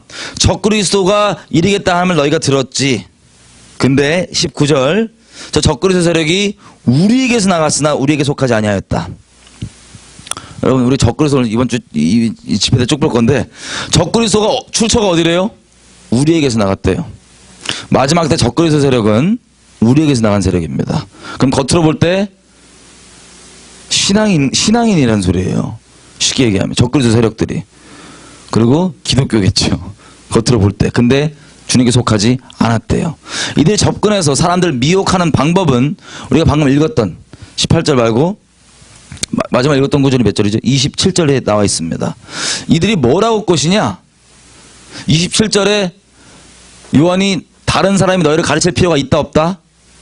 없다라고 하는데 옛날이나 지금이나 똑같이 기본 이단들 그리고 적그리스도 세력들은 어떻게 접근을 하냐? 여러분들한테 너 공부 좀 해야 돼. 너 이거 모르면 안 돼, 인마. 이거 모르면 구원 못 받아. 공부해야 돼. 공부하라고 들어와요. 이걸 알으라고 들어와요. 똑같이. 그래서 요한이 뭐라고 얘기하면은 누가 너희를 가르쳐서 하나님을 알게 되는 게 아니다. 가르친다고 할 필요가 없다. 그는 적그리스도 세력이다. 결론적으로는 다른 걸 가르칠 거다. 이 얘기를 하는 거예요. 똑같은 전략이에요. 지금도. 마귀가 기껏 해봤자 똑같은 짓 하죠. 자, 이게 무슨 뜻이냐면 여러분 쉽게 단어를 줄여서 전제하다 이거예요. 우리가. 그 전제하세요? 여러분 전제하세요? 아니잖아요. 솔직히. 근데 말씀은 우리가 다 안 돼요. 전제하대요. 근데 복음이 이루는 바가 뭡니까? 자, 나와 성령을, 내 영과 성령을 한 영이 되게 만드는 결혼입니다. 이게 복음이 이루는 바입니다. 언약입니다. 한 영이 되는 거예요. 결혼하는 거예요. 두 개가 하나가 되는 거 합쳐. 결혼인데, 자, 성령과 내가 한 영이 됐다. 성령은 전제하세요? 안 전제하세요? 전제하시죠? 성령은. 그럼 그 전제한 성령과 내가 한 영이 됐으면 전제해요? 안 전제해요? 잘 들으세요. 오해하지 마시고 잘 들으세요. 영적으로는 전제해요. 영적으로는 다 알고 있어요. 우리가. 영적으로는. 근데 설명을 할 수 있어요? 없어요? 설명이 안 돼. 영어로는 알고 있는데 설명이 안 되는 케이스가 많다고요. 어떤 식이냐면 누가 막 맛이 가 있어요. 어떤 사람이. 근데 막 이거 진짜 아니야. 근데 막 설명이 돼야 안 돼요. 그러니까 아니라고 그냥 막 설명 안 된다. 진짜 아니야. 뭐 이런 경우 뭔지 아세요? 말은 안 돼. 설명은 못 하겠는데 아니라고 막 답답해갖고 막 이렇게 설명이 안 돼. 아니면 반대로 여러분 설교를 들으실 때 여러분 내면에서 그냥 이 선포된 말씀에 의해서 그냥 자동적으로 속에서 아멘으로 화답하는 경우가 있죠. 내면에서. 그게 어떤 거냐면 자, 영은 곧 말이잖아요. 진리의 영이 나가면 여러분들이 진리의 영과 한 영이시잖아요. 이 진리의 영이 나가면 그 영에 성령께서 성령이 화답하는 거예요. 진리의 영이 진리의 영이 화답하는 거예요. 아멘으로. 그래서 모르셨던 게 아니라 여러분들은 영적으로 이미 아셨지만 설명은 지식적으로 이 설명은 안 됐어요. 정리가 안 되고 설명은 못했어요. 영적으로 몰랐던 게 아니에요. 이미 진리의 영과 하나이기 때문에. 근데 지금 선포된 그 진리의 영에 내가 반응하게 되면서 어떻게 되냐면 이 진리의 영을 담고 있는 그 설교자의 표현 아니면 어떤 글 어떤 그 껍데기가 있잖아요. 담고 있는 그릇. 이거를 통해서 내가 이제 다른 사람에게 이 진리를 설명할 수 있게 돼요. 지식적으로 정리가 돼요. 혼적으로 하여튼 뭐라고 표현할지 모르겠지만 하여튼 정리가 되는 거예요. 영적으로 몰랐던 걸 알게 된 게 아니라고요. 이해가 되세요? 그렇게 성령께서 우리를 모든 진리 가운데로 인도해 주시는 겁니다. 누가 새롭게 와갖고 알아라고 해서 아는 게 아니라 이렇게 성령을 따라서 성령을 쫓아 행하는 우리에게 물론 의의 열매도 맺지만 이렇게 모든 진리 가운데로 인도하심을 받게 되는 겁니다. 이해가 되시죠? 여러분 이게 없으면요 다 넘어가요. 마지막 때. 자, 한국에서 아주 진저리가 났습니다. 지금 다 넘어가서 똑같은 거짓말로 오는 거예요. 그리고 보세요. 결국에 우리가 추구할 게 이런 거예요. 자, 하나님께서 말씀을 얘기하실 때 밥으로 비교하시나 빵으로 비유를 하시잖아요. 이렇게 생각하시면 됩니다. 우리가 예를 들어서 치킨을 먹어요. 치킨을 먹는데 정말로 먹는 본질적인 이유는 왜 먹는 거예요? 맛 때문이에요? 영양분 때문이에요? 본질적인 이유는 영양분 때문에, 내 몸이 영양분이 필요하기 때문에 반드시 먹어야 되는 거예요. 그 섭취를. 근데 자, 이 치킨이 오는데 사람의 취향마다 어떻게 먹는지는 틀리죠. 소금 쳐 먹든 아니면 양념 소스를 찍어 먹든 아니면 뭐 전기구로 하여튼 뭐 여러, 그거는 어떻게 먹냐는 이건 테이스트의 차이예요. 사람의 테이스트. 근데 그거는 정말 껍데기고 정말 비본줄이고 중요하지 않고요. 내 몸은 그 치킨 안에 담겨있는 단백질과 요 영양분들 있죠. 치킨이라고 하는 이 껍데기 안에 담겨있는 영양분을 몸이 섭취해야지 살 수 있기 때문에 그래서 먹는 거예요. 이해가 되시죠? 맞잖아요. 그죠? 마찬가지로 영적인 것도. 자, 우리가 치킨을 먹은 다음에 이런 뭐 밥을 먹은 다음에 그 다음에 내 몸이 그 본질적인 영양분을 쪽 빨아들인 다음에 그 영양분을 담고 있던 나머지 껍데기 찌꺼기들은 영원토록 보관해줘야 돼요? 아니면 때가 되면 뒤로 빼야 돼요? 뒤로 빼야 돼요. 안 빼면 어떻게 돼요? 살아요? 죽어요? 여러분 영적도 똑같습니다. 영적인 것도 잘 들어보세요. 뭐 신학, 뭐 표현, 뭐 아니 설교자를 예를 들게 설교자로. 자, 사람마다 선호하는 설교자가 있을 수 있어요. 그게 뭐냐면 테이스트예요. 저는 보니까 약간 매운 것 같아요. 막 승질내고 그러니까. 사람마다 이게 어떤 분은 곱상하게 야건야건 얘기하면 약간 소금 안 친 거. 근데 그거는 진짜 껍데기에 불과해요. 중요한 건 뭐냐면 그 테이스트가 예를 들면 이렇게 표현이 어떤 닭이라고 치면 표현 안에 담겨있는 진리의 영이 필요한 거예요. 우리. 그걸 이제 섭취하려고 그러는 거예요. 근데 사람마다 기호가 틀리고 어떤 표현이 틀릴 수 있어요. 설교자마다. 근데 본질은 똑같은 진리일 수가 있어요, 없어요? 똑같은 진리예요, 영적으로. 근데 우리는 영으로 그게 필요해서 이게 들어오는 거예요. 근데 이게 들어오면 그 표현을, 이 진리의 영을 담고 있던 껍데기, 그냥 표현이라고 얘기할게요. 이 껍데기, 이거는 고이고이 간직해야 돼요? 아니면 배설을 해줘야 돼요? 배설을 해줘야 돼요. 여러분, 이게 배설이 안 되면요, 그걸 통해서 진리의 영을 받아들이는 것도 실제이지만 이 배설 안 된 것 때문에 영적으로 죽어요. 어떻게 되냐? 예를 들어 이렇게 무슨 뭐 제가 영적인 훈련을 받으러 갔어요. 훈련을 받으러 갔는데 뭐 그 훈련에서 기도하는 법을 가르쳐줘요. 기도하는 순서가 딱 있어. 처음에는 회개해라. 그 다음에 뭐 해라. 뭐 그 다음에 음성 들어라. 뭐 해라. 이 순서대로 가르쳐주는데 그 포맷 있잖아요. 포맷. 그 포맷의 본질을 갖고 있으면 그 포맷이 유익이 될 수 있어요. 근데 그 본질 없이 포맷만 딱 갖고 유지를 하고 있으면 이게 다른 사람한테 또 다른 기준이 돼요. 내 판단 잣대가 되고 기준이 돼버려요. 영적으로 설교자건 어디건 뭐 신학이건 그 안에 있는 진리의 영을 먹은 다음에 요 들고 온 껍데기를 배설을 안 하고 있으면 이거 자체가 다른 쪽에게 어마어마한 이 집단적 종교의 영이 나오는 거예요. 집단적 종교의 영이. 자르고 깨고 이거 하고, 그리고 예를 들면 기호가 틀린데 이걸 배설을 안 하면 똑같은 진리의 영을 담고 있는데 표현이 다른데도, 다른 것임에도 불구하고 똑같은 진리의 영이에요. 근데 저건 아니야. 뭐 이런 소리 한다고요. 배설을 안 해갖고. 이해가 되시죠? 이게 어마어마하게 중요한 겁니다.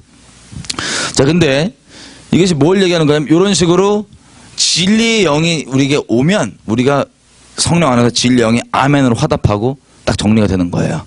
그 표현들을 우리가 빌려서 우리가 이제 다른 사람에게 전할 수도 있죠. 이해가 되시죠? 자, 그리고 말씀 자체가 이제 우리가 주님을 따르는데 이 진리를 쫓아서 행하는데 또 오해할 수 있는 부분이 이렇게 할 수 있어요.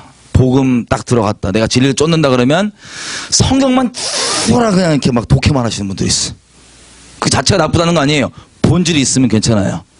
근데 요것만 드립다 지식으로만 막 팍팍 꾸겨 넣으시는 분들이 있어요. 본질이 없으면 이게 또 어마어마한 사망을 불러일으킵니다. 어마어마한 사망을. 예를 들어 볼게요. 이 정도까지 얘기하시는 분 봤어요. 자, 킹제임스 흠정역 버전이죠. 킹제임스를 이제 너무 사모하시는 분들이 있어요. 너무 사모하셔갖고 뭐라고까지 얘기하냐면 킹제임스 버전 아닌 다른 버전은 하나님의 말씀이 아니다 라고 얘기를 해요. 그리고 여러분 킹제임스 이런 얘기 하면 또 약간 시험 받을 수 있는데 그냥 얘기할게요. 말 나온 김에. 킹제임스 버전 이제 사모하신 분들 얘기를 들어보면 우리가 지금 보는 성경들 있죠? 이거 이단들이 번역한 거예요. 아시죠? 이단들이 번역한 거예요. 그래서 이단들이 본인이 동의 안 되고 아멘 안 되는 부분들은 그냥 없음으로 빼버리고 구절 바꿔버리고 뭐 이런 식으로 해갖고 약간 편집이 좀 들어갔어요. 그게 지금 우리가 보는 성경이에요. 그것 때문에 이 사람들이 그래서 오직 킹제임스 버전만 권위가 있다. 다른 건 다 가짜다라고 얘기를 해요. 이분들이 한 가지 오해하시는 부분은 뭐냐면 하나님의 말씀은 우리의 논리나 이성으로 알아지는 게 아니라고요. 그게 도움을 줄 수는 있어요. 근데 하나님을 아는 건 오직 성령의 은혜로만 합니다. 그래서 아무리 이단들이 번역한 우리 성경을 봐도 결국에 이걸 내 논리로 이성으로 껴맞추는 게 아니라 성령의 도우심으로 이걸 이해하고 봤다면 본질적인 똑같은 올바른 진리를 다 알게 된다고요. 이해가 되시죠? 아까 우리가 로마서 8장 1절 볼 때 그 1절 뒤에 안 나와 있는 부분들 문맥상으로 성령의 이해로 보게 되면 결국에 그거 아무리 빼먹어도 결국 이해가 똑같아요. 본질적으로. 이해되시죠? 그래서 그 글자 자체에 권위가 있는 게 아니라고요. 이 글자라고 하는 건 아까 얘기했던 것처럼 이 진리의 영을 담고 있는 껍데기예요. 이 글자조차도. 어떤 버전이냐도 마찬가지예요. 이게 이렇게 주장하시는 분들이 어떤 거랑 똑같냐면 이슬람이랑 똑같아요. 이슬람은 코란을 아랍어로 썼어요. 오리지널이. 근데 다른 나라 말로 번역을 하면 권위를 없다고 얘기해요. 무슨 킹제임스 버전이 코란도 아니고 그죠? 왜냐하면 오직 지식과 이성, 논리로만 이걸 한다고 생각하는 거예요. 절대 아닙니다. 절대 아닙니다. 오직 성령으로만 되는 겁니다. 그리고 정말 말씀 자체에 글자 자체에 권위를 두려면 히브리 원어로 보는 게 권위가 있어야 될 거 아니에요. 그죠? 근데 그것도 아니고 요 킹제임스래요. 히브리 원어를 봐도 잘 보세요. 유대인들을 보면 우리가 아주 쉽게 볼 수 있어요. 하도 유대인들 똑똑해요, 안 똑똑해요? 엄청 똑똑해요. 노벨상 맨날 타먹고 막 똑똑해요. 근데 얘네들이 공부 열심히 해야 하네. 하나님에 관해서. 랍비들 보세요. 몇천 년 동안 맨날 말씀만 뒤적뒤적거려요. 근데 똑바로 된 진리를 알아요, 몰라요? 몰라요. 사람의 노력으로 아는 게 아니라고요. 주님의 은혜로만, 성령의 은혜로만 아는 겁니다.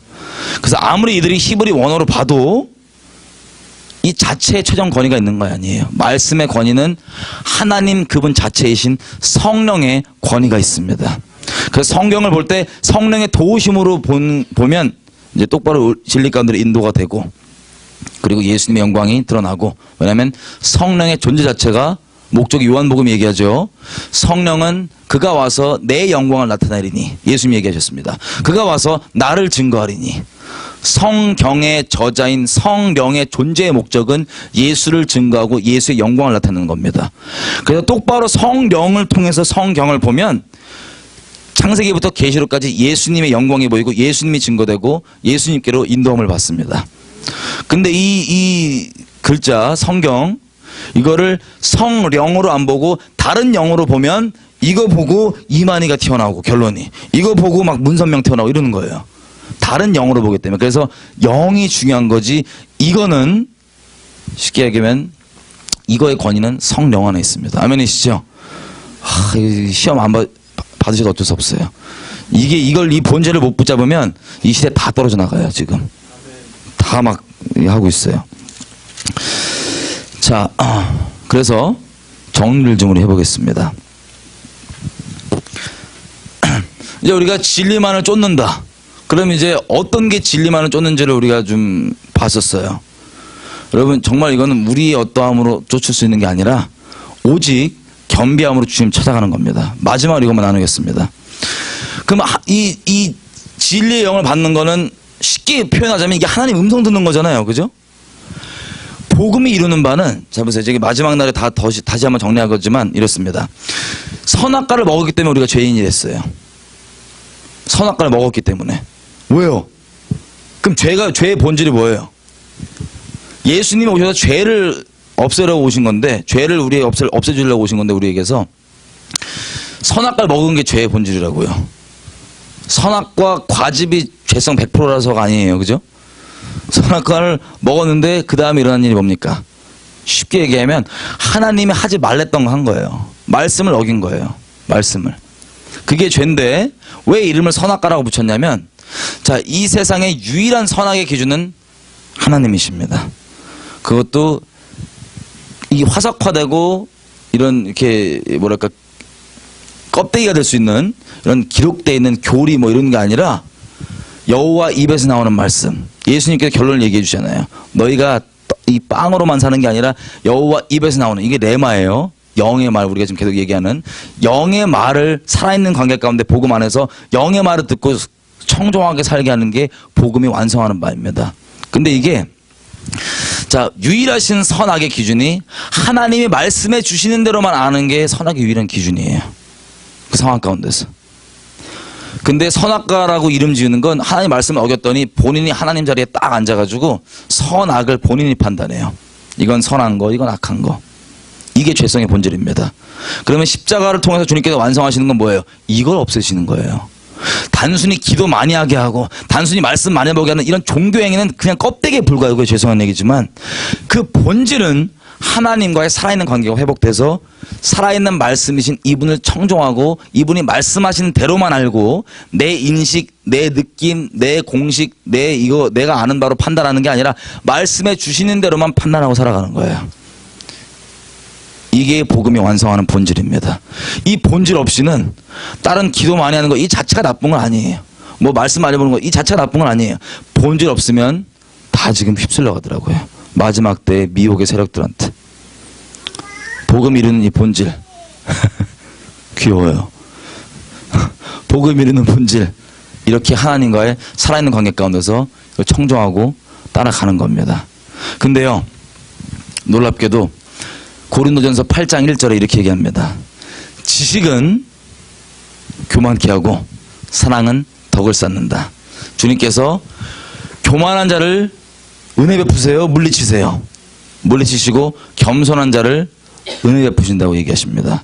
이게 무슨 뜻이냐면요, 제가 아까 처음에 얘기했던 아버지와 아들의 원대로 계시를 받는 자 외에는 하나님을 아는 자가 없다고 얘기하는 그 마태복음 11장에 그 바로 위에 구절에 뭐라고 되어 있냐면 이렇게 시작해요. 스스로 지혜롭다, 스스로 지혜로운 자, 지 혼자 잘났고, 지가 우리가 영 안에서 이렇게 아는 이거 말고 지가 지식에 비례해서 다 안다. 나 좀 안다, 지식적으로. 스스로 지혜로운 자들에게는 하나님께서 숨기시고 어린아이와 같은 자들에게는 열어 보이시니 하나님 감사합니다. 아버지와 아들, 이렇게 시작됩니다. 자, 본인이 스스로 아까 우리가 얘기했던 영으로 이거 안다 이거 말고 본인 지식에 비례해서 안다고 생각하면 영적 귀가 열릴까요? 닫힐까요? 닫혀요. 닫혀요. 예를 들면 여러분 이렇게 이민사회에 계시니까 교회들이 조그만 교회 섬기신 분도 있을 거 아니에요. 그죠? 조그만 교회에서 있으면 목사님이 레파토리 끝나면 똑같은 얘기 계속해요, 안 해요? 계속해요. 레파토리 똑같은 얘기 계속해요. 그 똑같은 설교가 나가는데 이 똑같은 설교를 듣고 어떤 사람은 새로운 은혜를 받으시고 어떤 사람은 지겨워 죽겠네 또 얘기하는, 이렇게 돼요. 그 차이가 뭔지 아세요? 주님 앞에 교만하냐 겸손하냐예요. 겸손한 자들은 주님께서 은혜를 베푸신다는 게 계속해서 살아있는 하나님의 양식, 영의 음성을 들려주십니다. 이걸 봐드릴 수 있습니다. 겸손한 자리 가운데 있으면. 근데 자기가 좀 안다. 이 안다는 건 우리가 얘기했던 아까 그거 말고요. 지식적으로 교만해서 안다라고 마음이 높으면 영의 귀가 딱 닫혀버려요. 불쌍한 거죠. 이게 주님께서 교만한 자를 물리치신다는 겁니다. 자, 우리가 마지막 날에 더 자세히 다루겠지만요. 이 교만과 겸손에 대해서 이것만 하고 우리 좀 기도 좀 했으면 좋겠습니다. 그러면 이 세상이 말하는 교만과 겸손, 하나님 기준의 교만과 겸손은 아예 정반대더라고요. 놀랍게. 자, 나름 진리의 조각들을 가지고 우리에게 접근을 해서 미혹을 해요. 이 마지막 때 이 세력들이 100% 거짓말하지 않고 부분적인 진리가 들어있어요. 그 진리의 부분적인 부분 때문에 우리가 옳다고 생각하고 반응하는 거예요. 마치 WCC한테 장단점이 있다 이런 헛소리 하는 것처럼 이 부분적으로 진리인 부분이 있고 옳은 부분이 있어요. 요것 때문에 우리가 낚여요. 근데 결론적으로 이거를 가지고 최종적으로 우리가 추구하게 하는 걸 예수로 추구하게 하지 않거든요. 분별은 부분적으로 맞는 얘기가 있냐, 뭐 틀린 얘기가 있냐, 이게 분별이 아니에요. 결론이 뭐냐, 결론이 뭐냐. 나로 하여금 뭘 추구하게 하냐, 뭘 따르게 하냐. 근데 보시면 이 교만과 겸손을 이렇게 생각해요. 하나님을 네가 사람이 다 알 수 있냐? 반은 맞는 얘기예요. 그죠? 반은 맞는 얘기예요. 주님이 은혜를 베풀어 주시면 알 수 있지요. 근데 많이 공부해라. 예를 들어서 신학적으로 얘기해 보면 많이 공부해라라고 이제 미혹을 들어오면 어떻게 되냐? 우리가 하나님 어떻게 알겠어요? 그래서 이 교수님, 이 신학자분이 얘기한 부분, 와, 어떻게 책을 이만큼 써갖고, 그러면 얼마나 성경을 많이 읽었나요? 또 이 책 이만큼 쓴 거, 논문 이만큼 쓴 거, 와, 대단하다. 저는 세 발의 피도 못 맺혀요. 제가 어떻게 이걸 다 알겠어요? 연구를 그만큼 하셨는데. 이런 식으로 빠지는 거예요. 이게 뭐냐면, 겸손과 교만의 기준이 딱 지식이에요, 그냥. 그래서, 하나님을 내가 어떻게 알겠어요? 요 분이 얘기하신 것도 듣고 저분이 얘기하시는 것도 듣고 이게 좋은 거예요, 나쁜 거예요? 여러분, 본질적으로는 이래 갖고 주님을 알 수 있는 게 아니에요. 물론 우리 안에서도 부분적으로 알게 하시는 게 있지만 그 얘기를 하는 게 아니에요. 지금 지식만 두고 얘기했을 때 지금 얘기를 하는 건데, 그래서 본인이 하나님을 아는 걸 본인이 하나님에 관하여서 는 지식을 비례해서 안다고 생각하고, 나는 내가 뭘 알겠어요. 교수님이 뭐 신학자분이 내가 뭘 알겠어요. 이 겸손은 어떤 겸손이냐면 이거에 비해서 내가 덜 안다, 지식 덜 쌓았다 이거예요. 지식이 딱 기준이 돼버려요. 그래가지고 겸손한 것처럼 보이지만 죄송하지만 놀랍게도 이 사람은 영의 귀가 닫혀있는 경우가 수두룩하고요. 오직 나 이 책 읽어봤냐? 이 신학자 이 책 읽어봤냐? 이게 하나님을 아는 방법이라고 생각하고 그것만 뒤적거려요. 불쌍하게도. 그리고 본인은 아직 다 못 봤으니까 겸손하다 생각하는데 그게 겸손이 아니라고요. 주님 안에서. 그러면서 이것저것 진리에 반응해서 영 따라서 가는 게 아니라 이것저것 이 사람 거 저 사람 거 내가 다 하나님을 어떻게 알겠어. 이 부분적인 진리를 근거해서 진리가 아닌 온갖 미혹들도 다 받아먹어요. 이래갖고 꼬일 대로 꼬여버리는 유대인 이 라피들처럼 쉽게 얘기하면 진리가 씨알도 안 먹히는 그런 상태가 돼버립니다. 그러면서 본인은 제일 교만하죠. 왜?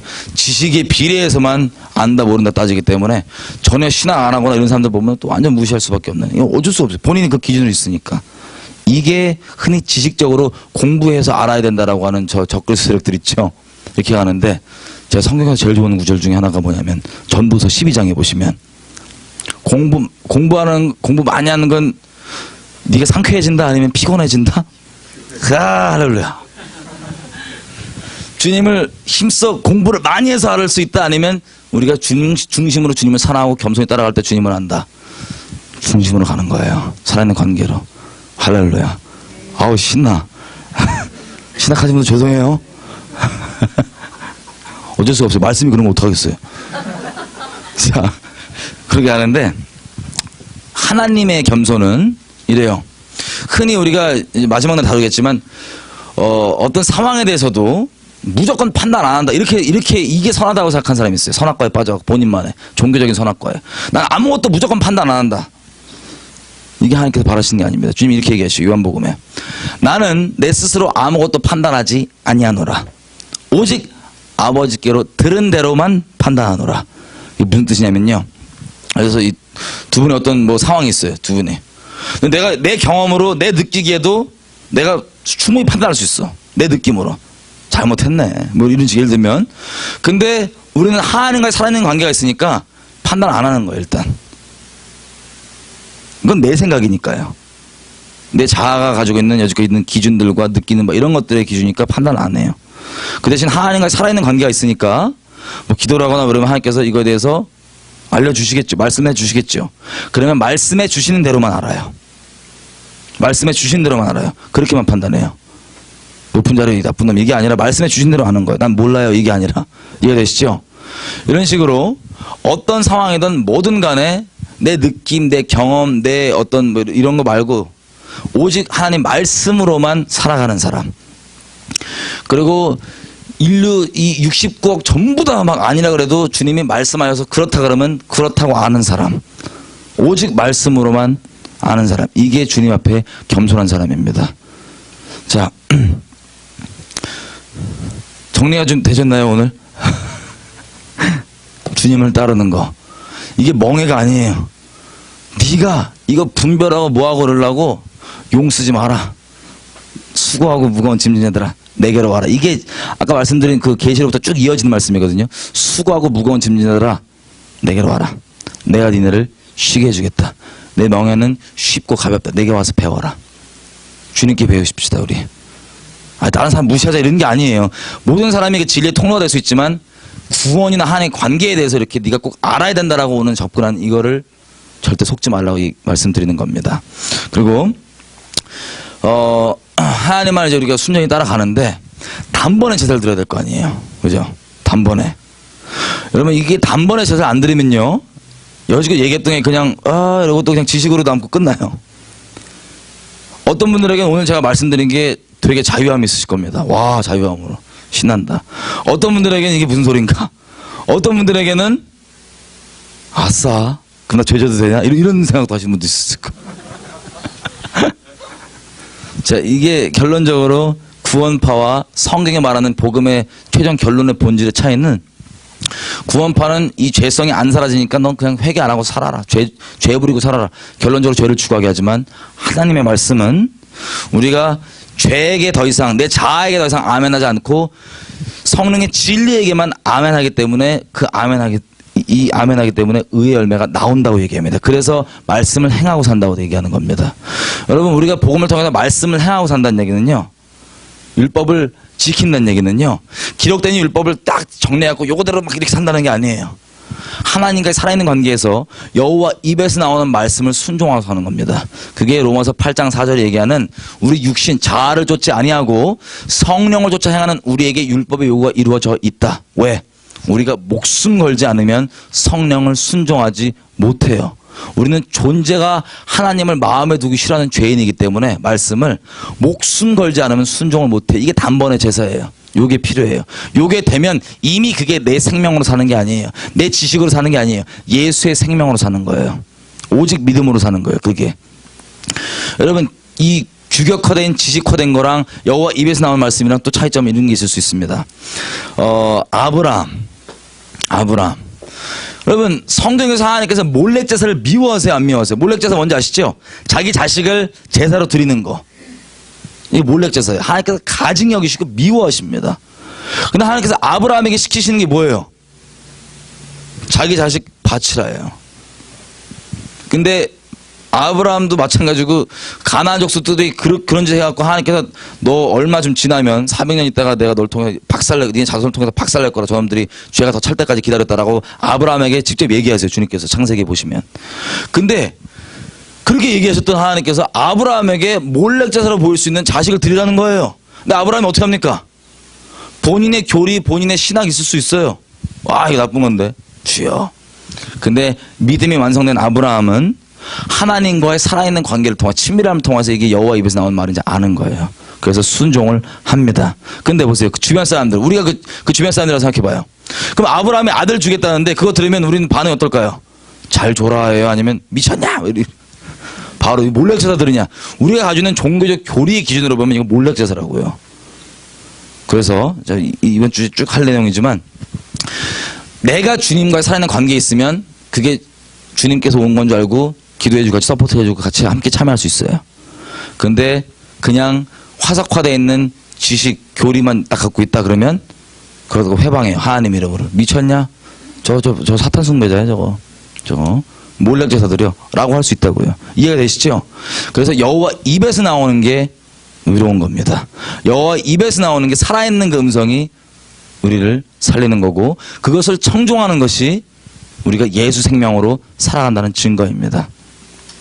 그러면 예수님의 음성은 진리의 음성은 이제 용어 정리되겠어요. 어떻게 들을까요? 믿음으로 듣습니다. 믿음으로. 자, 우리가 여지껏 살면서도 그렇게 영적으로 메시지를 들었었는데 오늘 우리가 파악을 해봤지만 하나님도 우리에게 말씀하실 거 아니에요 이제. 자, 믿음으로 듣는데 몇 가지 믿음을 여러 가지가 있지만 몇 가지 큰 전제만 해보겠습니다. 하나님께서 우리에게 명하신다. 뭐를? 그게 정말 하나님이 맞다. 그러면 하나님이 우리를 위해서 아들을 아끼지 않고 주셨는데 하나님이 명하신 것이 우리에게 좋은 걸까요? 나쁜 걸까요? 좋은 겁니다. 그래서 믿음으로 그거 정말 믿는다면 순종할 수 있습니다. 그리고 하나님은 전능하신 분이세요? 아니면 약간 애매하신 분이세요? 전능하신 분이시죠? 그리고 이분은 카이로스의 정확한 때의 하나님이세요? 아니면 막 늦었다, 미안하다 이러신 분이세요? 카이로스의 하나님이시죠? 이분이 내가 정말 십자가 자리에서 무엇을 명하시든 순종하겠다라고 하는 정말 예수의 생명 자리에 중심이 똑바로 있으면 무엇을 명하시든 간에 주님이 나에게 늦지 않고 정확한 때에 얘기할 수 있는 분이심을 믿는 겁니다. 아멘이시죠? 그리고 내가 혹시 못 알아들었다 할지라도 전능하시기 때문에 내가 정말 순종할 마음이 있다면 알아들을 수 있는 방법으로 전능하게 말씀하실 수 있어요, 없어요? 있습니다. 이 믿음으로. 그리고 주님은 어지러움의 하나님이 아니요 질서의 하나님이시기 때문에 내가 정말 순종할 마음만 있다면 나에게 복잡하게 얘기 안 해주세요. 아주 심플하게 내가 알아들 수 있게 말씀해 주십니다. 그래서 이렇게 오직 믿음으로, 또 양이 목자의 음성을 들을 수 있어요, 없어요? 믿음으로 들을 수 있습니다. 그래서 우리는 정말 예수님께 단번에 제자가 들어가면, 복음 안에 들어가면 오직 믿음으로밖에 못 사는 겁니다. 오직 의에서 의로 계속 이르는 거예요. 아멘이시죠? 자, 그래서 우리는 주님을 이렇게 믿고 따라가는데 단번에 제사는 어떻게 할까요? 그러면 점점점 자아 죽이는 게 아니라 단번에 제사. 이게 우리 기도할 겁니다. 이게 우리 기도할 제목인데, 단번에 제사는 사람마다 다 틀립니다. 사람마다. 예를 한번 들어보면, 자, 쉽게 얘기하면 복음을 완성하는 바는 그냥 주님께 순종하는 거예요. 내 지식 이런 거 안 따지고 무조건 순종하는 사람으로 만드는 거예요. 주님 사랑해서 순종하는 거죠, 우리가. 근데 여러분 이제 다 주님 순종하실 거죠? 무엇을 명하시든 순종하실 거죠? 우리 믿음대로, 이 믿음 실제라면 순종하실 건데, 근데 이제 부담되는 거 제가 몇 개 말씀드려 볼게요. 무엇을 명하시든 내가 순종하기로 결정했는데 이제 문 딱 걸어 나가는데 주님께서 갑자기 전 재산을 다 바쳐라 이러시면 어떡할 거예요? 만약에. 아니면 문 딱 걸어 나가는데 갑자기 짐 싸갖고 내일 모레 선교 가라 이러면, 집 정리하고 내일 모레 선교 가라, 집 안 팔려도 선교 가라 이러면 어떻게 하실 거예요? 부담되는 걸 일부러 말씀드리는 거예요. 왜냐하면 사람마다 단번에 드리는 제사가 틀려요. 왜 틀리냐면, 자, 부자 청년 같은 경우 기억나시죠? 예수님께 와갖고 영생을 얘기했을 때 예수님이 주신 답은 재산 다 팔고 날 쫓아라예요. 부자 청년한테는 재산을 다 파는 게 열쇠였어요. 주님을 따를 수 있는 단번에 드린 제사예요, 그게. 왜냐면 종교 행위도 있었고 뭐 율법도 잘 지켰지만 그게 본질이 아니기 때문에, 복음에 그 단번에 드리는 생명과의 믿음으로만 따르는 그 제사가 필요한데, 그게 중심이 자기 생명 다한 사랑과 믿음을 두고 있는 인생의 터가, 중심이 돈에 있었기 때문에 돈을 제끼라 이거예요. 다 팔라 이거예요. 그리고 나에게 둬라. 그랬더니 어떻게 합니까? 갈등 잔뜩해요. 여러분, 이런 식으로 부자 청년처럼 정말 주님께서 나에게 요구하시는, 내가 주님께 들어야 될 그 믿음의 자리, 그리고 사랑의, 생명 다한 사랑의 그 자리를 안 드리면요, 그냥 주님이 계속 부담스러워요. 평생. 뭐 달랄까봐 부담스러워. 계속 적당히 거리를 유지하려고 그러죠. 너무 세게 의대받으면 약간 정신 차리고 막 이렇게 부담스러워요, 주님 평생. 그리고 왜 부담스럽냐면, 주님이 요구하신 건 딱 그거, 예를 들면 부자 청년 같으면 돈 딱 거기에 있는데, 돈 다 팔아, 전재산 다 팔아라 이게 있는데, 그건 주기 싫으니까 딴짓을 많이 해요. 그 대신 주여, 내가 헌금 많이 할게요. 내가 선교를 몇 번 갔다 올게요. 내가 뭘 지을게요. 딴짓만 계속 시켜. 주님 바라지도 않은 거, 주님이 요구하지도 않은 거, 이걸 행위구원이라 그럽니다. 그래서 부담스럽게 사는 거예요. 근데 부자 청년은 전재산을 파는 거였지만 사람마다 틀려요. 삭개오 같은 경우는 전재산 다 안 팔아도 됐잖아요, 그죠? 그냥 알아서 돈 딱 내려놓으니까 구원이 임하였다. 그리고 어떤 사람은 사람마다 틀린데, 이제 청년들 보면은 이제 선교 가는 거를 이제 싫어하는, 선교를 부담으로 가지고 있는 애들이 있어요. 선교. 얘들이 결정하는 건 뭐냐면 선교를 이제 가겠다 이거죠. 주님 앞에 선교를 가겠다. 그리고 어떤 애들은 그 중심이 뭐냐면 순교당하는 거. 순교. 주여. 순교 무섭습니다. 이 중심 들어있는 거. 또 저 같은 경우는 특이하게도 결혼하는 거였어요. 결혼하기가 싫어갖고 부모님 하도 좀 안 좋은 걸 잘 많이 봐갖고 상처가 돼갖고 어렸을 때부터 결혼을 안 하려고 하는 거. 근데 주님께서는 계속 결혼 네가 하건 안 하건 나한테 맡기고 내놔라. 이게 저에겐 그 부담이었어요. 중심을 들여야 되는. 그래서 제 와이프 같은 경우는 선교는 가겠는데 화장실 깨끗한 데로 보내달라고 하는 거. 뭐 이런 거. 사람마다 다 틀려요. 근데 그게 저는 어딜 가든 어떤 설교를 하든 결론이 똑같습니다. 왜냐면 이게 복음이 완성하는 바기 때문에 그래요. 뭐 이게 결국에 복음이 완성하는 바고 이게 안 되면 다른 거 다 있어봤자 아무 소용 없기 때문에 그렇습니다. 이게 되면 모든 진리관으로 인도가 다 되고요. 이게 되면 주님과 살아있는 관계 때문에 다른 게 필요가 없습니다. 자, 이 단번에 제사. 그래서 우리가 무엇을 명하시던 순종하겠다고 할 때 부담되는 게 확 있을 수 있다고요. 각 사람마다. 그 부담되는 거 있잖아요. 그거를 반드시 주님께 드려야 됩니다. 근데 그걸 드리는 게요. 오해하지 말으셔야 될 게 요거 딸랑 드리면 끝나는 게 아니라 요거를 드림으로써 거기 붙어있던 내 중심을 주님께 드리는 거예요. 중심은 요거 말고 요거는 그래 요거는 부담되니까 요건 내려놓으면서 주님 말고 딴 데 착착 붙일 수도 있어요. 그러면 또 도루묵이에요. 오직 주님께로만 내 중심을 드리는 것. 그래서 무엇을 명하시던 심지어 예를 들어서 아들 내놓으라 그러신다. 아브람처럼. 그럼 어떡하실 거예요? 이게 정말 주님의 음성이다. 그럼 어떡하실 거예요? 부담 엄청 가시죠? 뭐 옛날에 막 기도원에서 이상한 뭐 뉴스 뜨실까봐, 그죠? 정신병자라고 뉴스 뜨실까봐. 우리가 정말 순종하겠다는 십자가 자리 가운데 있으면 주님께서 올바른 길로 인도해 주십니다. 인생을 통째로 주님께서 책임져 주시는 거예요.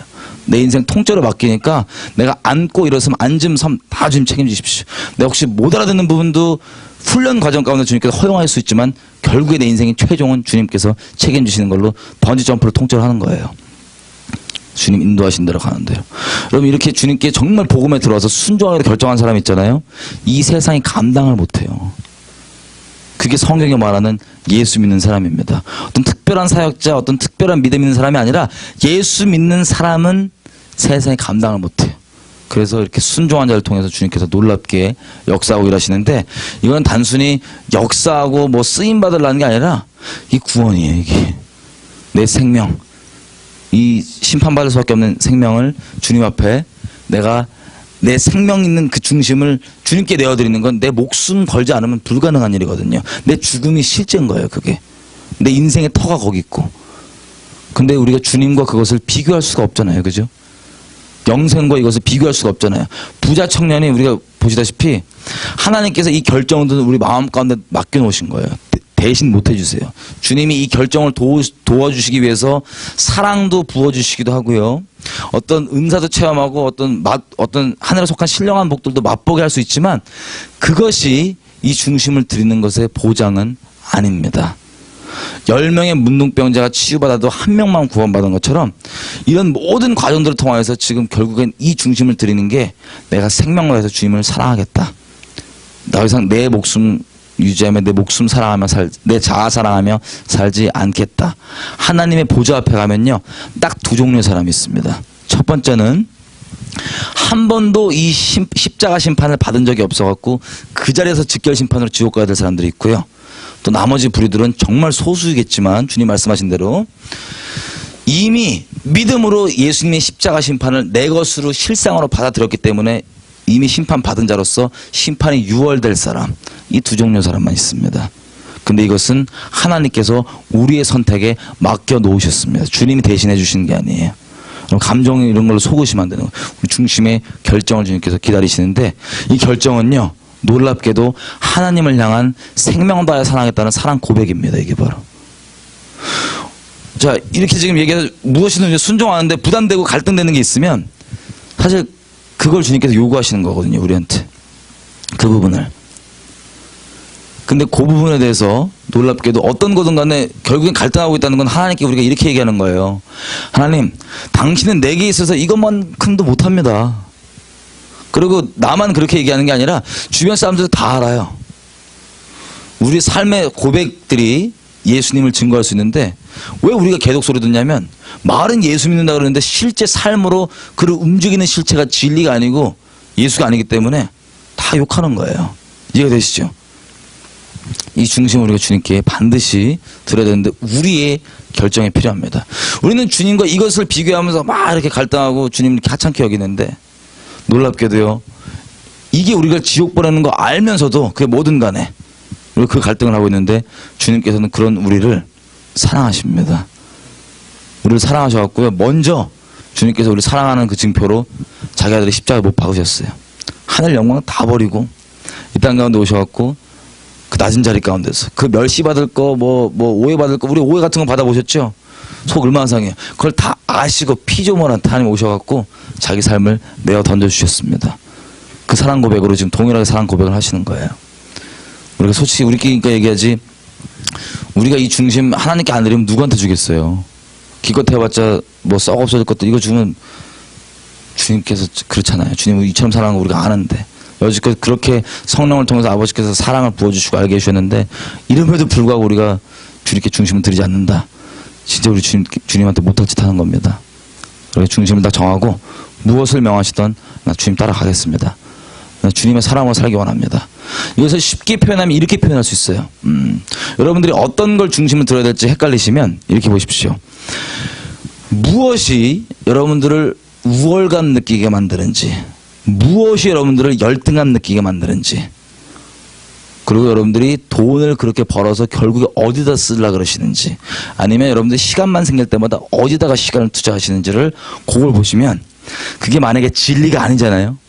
여러분들이 그렇게 하는 게 움직이는 그 실체가 아니면 여러분들이 저와 여러분이 인생 살면서 많은 결정을 내리죠. 이사 가고 뭐 직장 구하고 심지어 결혼까지도 인생의 결정들 내릴 때 그 결정 내리게 만드는 원인이 진리가 아니고 하나님이 아니고 뭐 돈이다 사람들이 알아주냐 못 알아주냐 평판이다